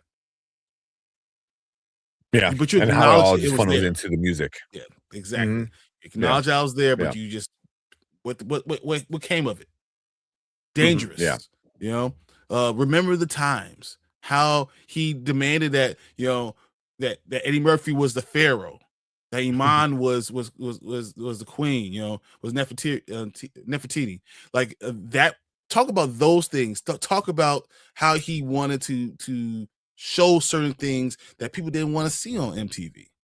Talk about how he felt certain ways about what was going on in the court cases, and he poured it back into the music. And then talk about his resurgence into music again, because the court case took a lot of his stardom, star power. There's a lot of stuff that he had to go back into music, and then he reinvented himself in Invincible. There's a lot of stuff you can talk about. I agree. So but I mean, you're always gonna get those people, the negative people, who want to talk about the drama, and it's not what it is. It's not what it is. So Agreed. Yeah. Anything else before we move on to our ratings? It's a great movie. That's it. Oh shit! One I think when he was in the office with like the head of CBS or whatever, the record label thing. Yep. And he tells them about the MTV thing. Yep. I doubt that's how it went down, but on screen that was awesome. Where he calls MTV, he's like, "All right, cool. You don't want to play Michael? Well, you don't get anybody else. You don't get Bruce Springsteen. You don't get blah blah blah." And I was everyone out of damn. CBS, every CBS artist gone. Yeah. So that was a great scene, because it just shows like how much these people believed in Michael. That they're willing to risk their other stars, for Michael, because they know, it's Michael. I think they're afraid to lose him, and they realize how big of who he is. He might be the greatest entertainer you ever seen in your entire life, and we're not letting him walk away from us. We're not going to do what they did. We're going to do whatever we got to do, because we know he will leave. Yeah. And the whole thing was like, he goes, "Oh man, we tried to put it on." He goes, "All due respect, try harder." It's like, it was great, because even Michael, like, being intimidating, like in that moment, was still very, very, it felt very Michael, so even the courtroom thing. I mean, the courtroom and the room where everyone is talking about the new lawyers, and he was choosing who his lawyer is going to be. That whole thing was really cool. I thought that was awesome. Yeah. So, but yeah, cool. Let's just jump into our ratings. If you guys don't already guess what we're gonna rate it, but we'll bring that up. Where is it? I'll bring it up right there. No, wrong one. Did I get rid of it? Oh no, there it is. All right, sorry about that. I was like, wait. So over here we do things nice and easy. Now, later, never. That's how we rate it. Now it means you got to run to the theater, watch it right now. Later, wait till it's at home, and never means just skip it. Brandman, what are you giving Michael? An easy now, but for the full experience, you got to see it on Dolby or IMAX. You know, it's a musical experience first and foremost. They centralize the music, as one would expect. And I think the only real way to experience that is on the biggest screen with the best sound possible. So, and Jafar Jackson really leaves a lasting impression. It's I get what people are saying with it being sanitized and by the numbers, and to an extent I agree, but I still kind of consider it to be a cut above some of the other biopics, as especially in recent years. It's definitely one of the better ones that I've watched. So yeah, I thought it was great. So yeah, this is a very easy now. Okay, we got one now. What about you, Brian? Bro, you don't even need to ask me. Now, I Watch wish it. there's another word. I see it 3 times. Man. I want another word for now. Like, if you only watched it one time, you need to go watch it 2 more times. That's what it is. Like, you need to go see it as many times as you can to enjoy the experience, and understand what the experience, and share with somebody. Share it with somebody else. Take someone that hasn't seen it. Take your grandmother, take your parents, and go see it with them too. Experience it multiple times. Enjoy the movie. This is a phenomenal movie, to a point where, because I know what it is, I understand what it's trying to do, what Jafar did, and what Coleman Domingo did, and what Nia Long did. It's in my top 3 biopics of all time. Yeah. Oh, yeah. Not musical biopics, biopics. So I'm talking about Malcolm X. I'm talking about Ray. I'm saying this one, I think, is better than Bohemian Rhapsody. You know, I think Jamie Foxx and Ray is probably better than Jafar, because he became Ray, and to a point where you see it. But it literally is like Malcolm X with Denzel and Malcolm X. We got Ray with Jamie Foxx.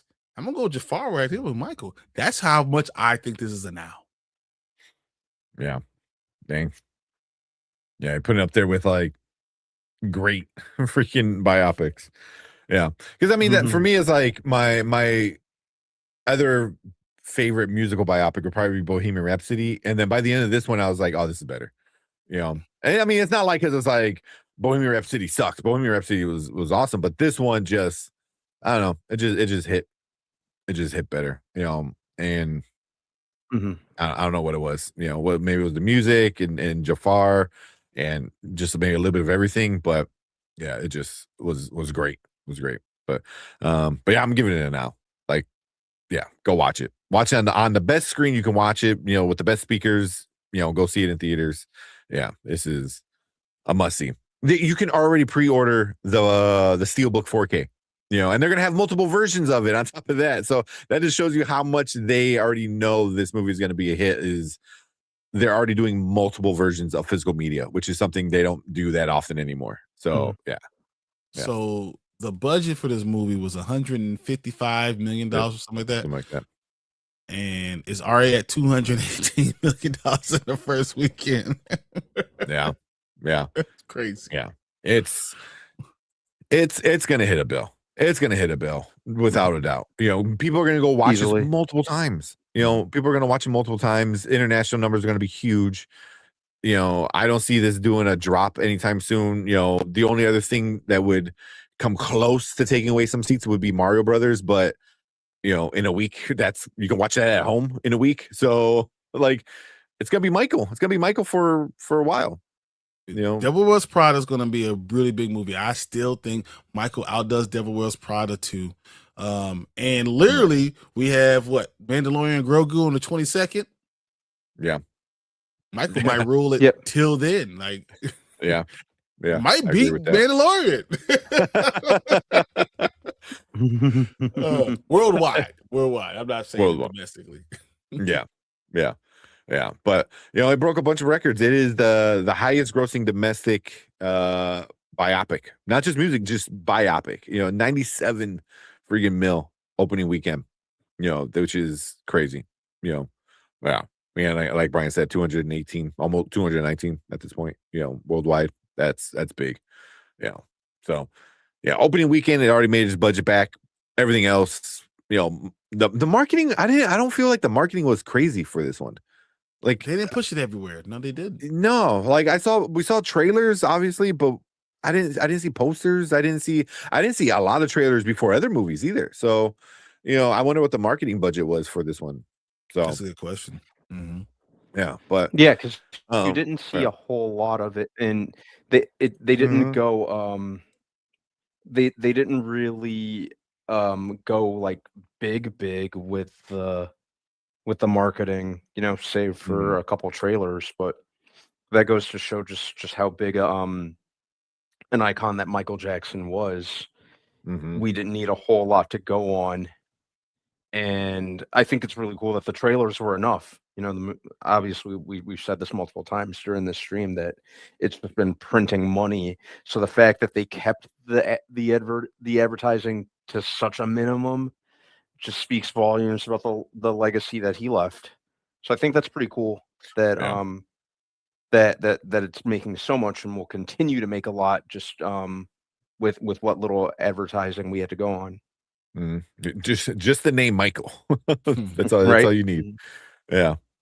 But the big topic a lot of people are talking about is Rotten Tomatoes. So we'll start off with the audience. 10,000 verified rating, 10,000 plus verified rating with the audience, which is pretty high for opening weekend. Like that's really high for opening weekend. People are they're doing it on purpose. I mean, on purpose to make sure that too. That too. You definitely got the fans coming in. But you have to be verified to put that number on. Which means you have to have bought a movie ticket, which obviously making 97 million. A lot of people did it. Yeah. But that with the audience, it's at a 97%. That's a 97%. And I don't. Did it do any drop from when people were talking about it like on Friday? It went from 98 to 96 to 97. 96, 97? That's crazy. Yeah. So, yeah. With 10,000 people. So obviously the audience loved it. We loved it. We're part of the audience at this point. But the one that early came out before the audience last week was the critics. We got 228 reviews, and right now it's at a 39%, which is technically a rotten, which is just insane. That's just insane. So and then they're kind of saying exactly out. Yeah. I wonder if a lot of these critics have certain agendas or something like that, but exactly. But a lot of people are saying the same thing. Can I say this? This is what I think. And you are wrong. All of you are wrong. Oh, every single one. Yeah. Yep. Because I mean, like, one is like the purpose of a biopic is to show us aspects of public figure that the public never had access to, which is not true. But Michael utterly fails to give us any sense of who Jackson was beyond closed doors. That's the documentary, bro. Exactly. The documentary is to give you behind the scenes personal things. A biopic is to show you the person that we all know.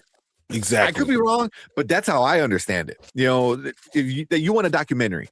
You want and you're grading this biopic as a documentary. So, yeah, so, and then that's what it seems like a lot of the things are, it's not any of these vignettes are inaccurate. It's just that they fall so short of the complete picture. They barely capture the essence of Michael, and then you get a lot of that. It just, there's not enough behind the scene. Not enough behind the music, and stuff like that. And I was like, how can you do that? That's a documentary. Diana Ross. Behind the music. Yeah, the legal problems too. You can't do that. You can't do it with Diana Ross. You could not do it with Janet Jackson. You can't do it with the 1993 court case. So, what do you want me to do? Yeah. Do you not want the movie? You want us to just not do it? Whatever. Then you ain't gotta be part of it. Yeah, but I believe because it's documentary and it's like footage of real life, you can do that. You can talk about certain things like that. If you're doing a documentary, with a biopic, you have to like follow Hollywood legal standards. So if somebody says I don't want to be in this movie, you're like, well, that changes the story, you know.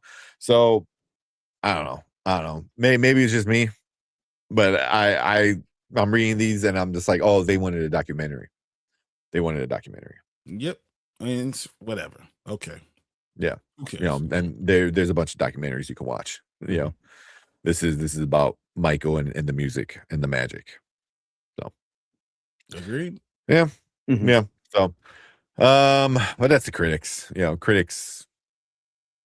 Sometimes it can be stuck, even though we critique things all the time, but you don't want to Mhm. just badmouth something just because it didn't hit what you like. You should always kind of frame it in a way. I wanted it to be this way, Mm-hmm. and it didn't do that. Was it Yeah. good? Yes, it's good, but I wanted it to be this way.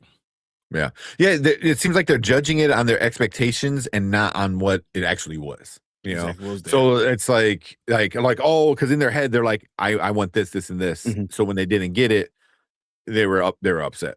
You know, wow. But anything else? Nope, that sounds about good for us. Yep. Kind of a long review, but we kind of That's about it. we knew that was gonna happen.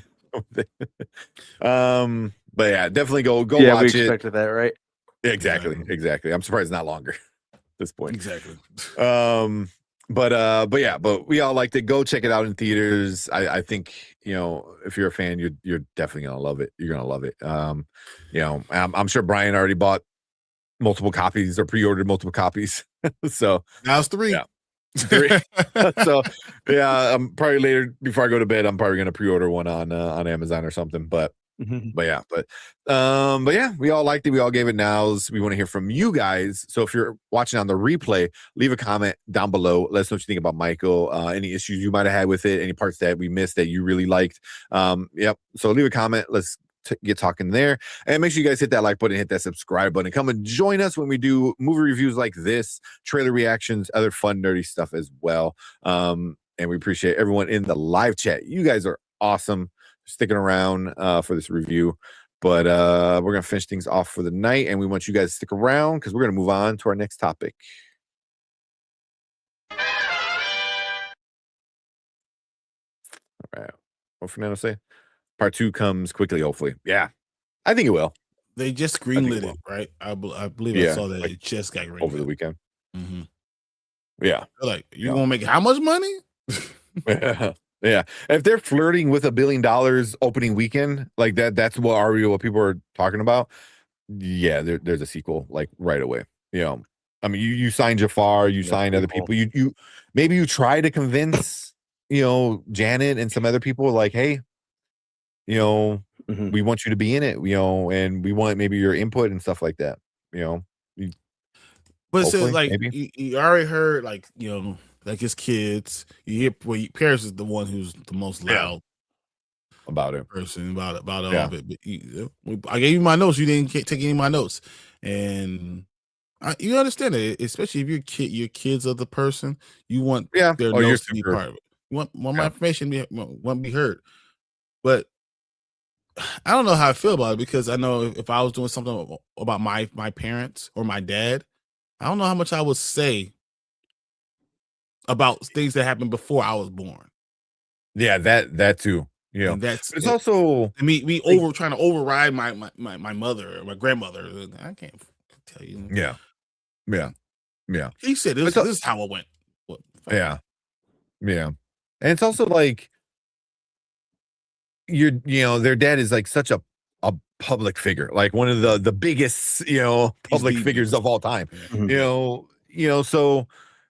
So many people have their own perceptions of Michael and their own memories of Michael. So I don't think they disrespected that in any way. So I wonder if they kind of maybe go back and like maybe they did a good job. I don't know.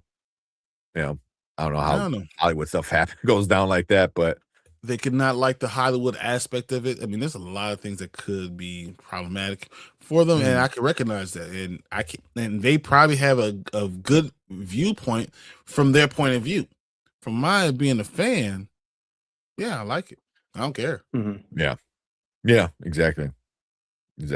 And that's hard to do, especially when it's your parent, when you have to like pull yourself away as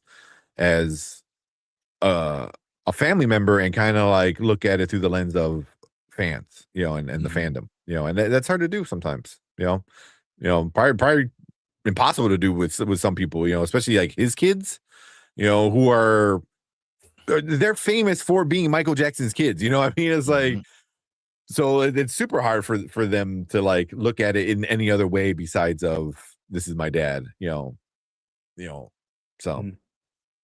yeah. So, but yeah, I mean, I'm not gonna. Diana Ross is the only one where I'm like, come on, come on, you should have let him do it. Bit the bullet. Yeah. Because the way all of the rest of the movie came out, I don't see them doing anything too rash or negative, and you could easily do with Diana Ross and his relationship, but I was like, didn't think they were gonna do it. That's problematic things. Oh yeah, I don't want to say. Yeah, but I mean, I get why she might have been like, you know what, don't do it just in case. I don't want to be in it. Yeah, I don't want to be bothered. I want to talk about. Yeah. So, but yeah, definitely a fun movie. Oh man, I do want to go see it again. It was fun. The second time was even I'm better probably gonna because go I already again. knew it was happening, but everyone was singing. So people were like, there's times where people were like standing up and they're swaying. People were in dancing in their seat. It was crazy. Yeah, there's a video of some dude gets up in front like and dances like all the songs. Yeah, in the theater. I don't mind it if he's in the aisle doing it, but if you get on the stage, you mess up my view. I saw. Yeah, no, he's in the front. Yeah, you get an Undertaker choke slam, Yeah, and then you get a tombstone. It's happening with it. Also, who is it? Sully Streams. He posted something. He goes, "Oh, yeah, I don't want anybody." Go ahead, B. No, I was just saying. Yeah, he would have caught a soda can to the face. But like, yeah, in thankfully the no one when I went face, was doing that. Yeah, like I'm here to watch the movie, not you. Do that shit in your living room. Do it in your seat. That's why I think they do some kind of release. Do it in the. Yeah, just bring this up. Yeah, thankfully people not a hinder during my screening. I feel like that's gonna be more of a common thing, week 3 and week 4, week 5, where like people seen it multiple times and then you're just there to have like a good time. So people are gonna be dancing more. But I can see them doing like a K-pop Demon Hunter kind of thing where they're like, hey, we're gonna do a sing-along version. They do a dance-along like version. A sing-along version. Yeah. Yeah, also, I like that. I saw this and people are like going crazy. They're like, can they bring this back for the weekend? Yeah. At Disney? I didn't know they had Goofy. Mike, I was like, if they bring that back for like a weekend, like you were talking about insane lines, like just insane lines at Disney. 100%. Have him doing right. The power line. Oh my God, him and Power Line together. Oh my God, like Goofy as Michael and then Max as Power Line. Yep, game over. and they do the casting. They do the Goofy cast. Oh damn. And then do the moonwalk afterwards. But bro, come on, let's go. Let's go. Yeah. I'm there. We need this for Halloween. Mm-hmm. We need this for Halloween. Yeah, that is pretty cool. But I see a lot of people in my Disney groups. They're like, bring this back. Yeah, that'd be cool. But oh man, Lawrence is like, Goofy my fave. Exactly. Yeah, Goofy as Michael. They even give him the freaking the Jerry curl, man. They give him the same hair. Like that's awesome. Mm-hmm. Yeah. I was talking about, I think me and Lawrence were talking about how Our grandmothers didn't even let you. We couldn't even drink Pepsi. I didn't have Pepsi until it was like 1996. I was like 11 or 12 years old because my family wouldn't allow us. We would not support Pepsi because you lit Michael Jackson on Michael. fire. Because of Michael. That's funny. Do you sleep? I was scared. No, I think frozen a little bit. Was it frozen? It's like in the middle of a blink, you went, but it's like you weren't moving. So it didn't actually look like you were actually sleeping. So it just looked like it was like a mannequin. Yeah. Oh man, yeah, he glitched. I don't think we're gonna do the boys because it's already 1 o'clock. Yeah, my knee's killing me. All right.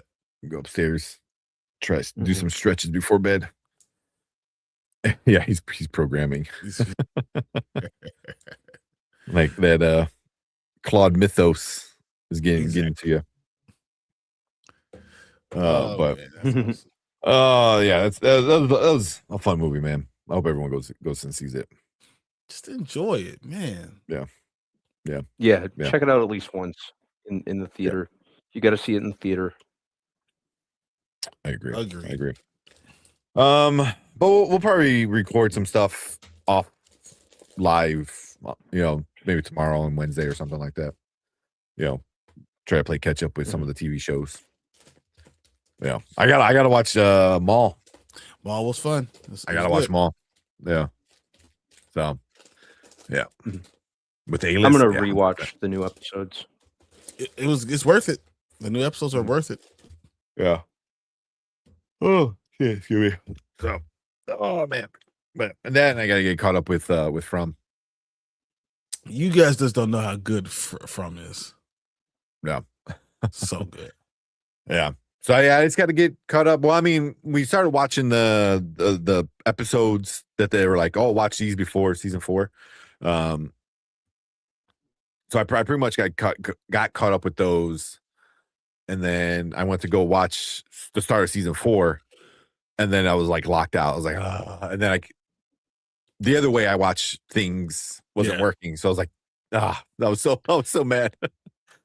I could always put it on on Cosby and just have it playing. Yeah, well, yeah. Amazon should close MGM Plus and just put everything out. Yes.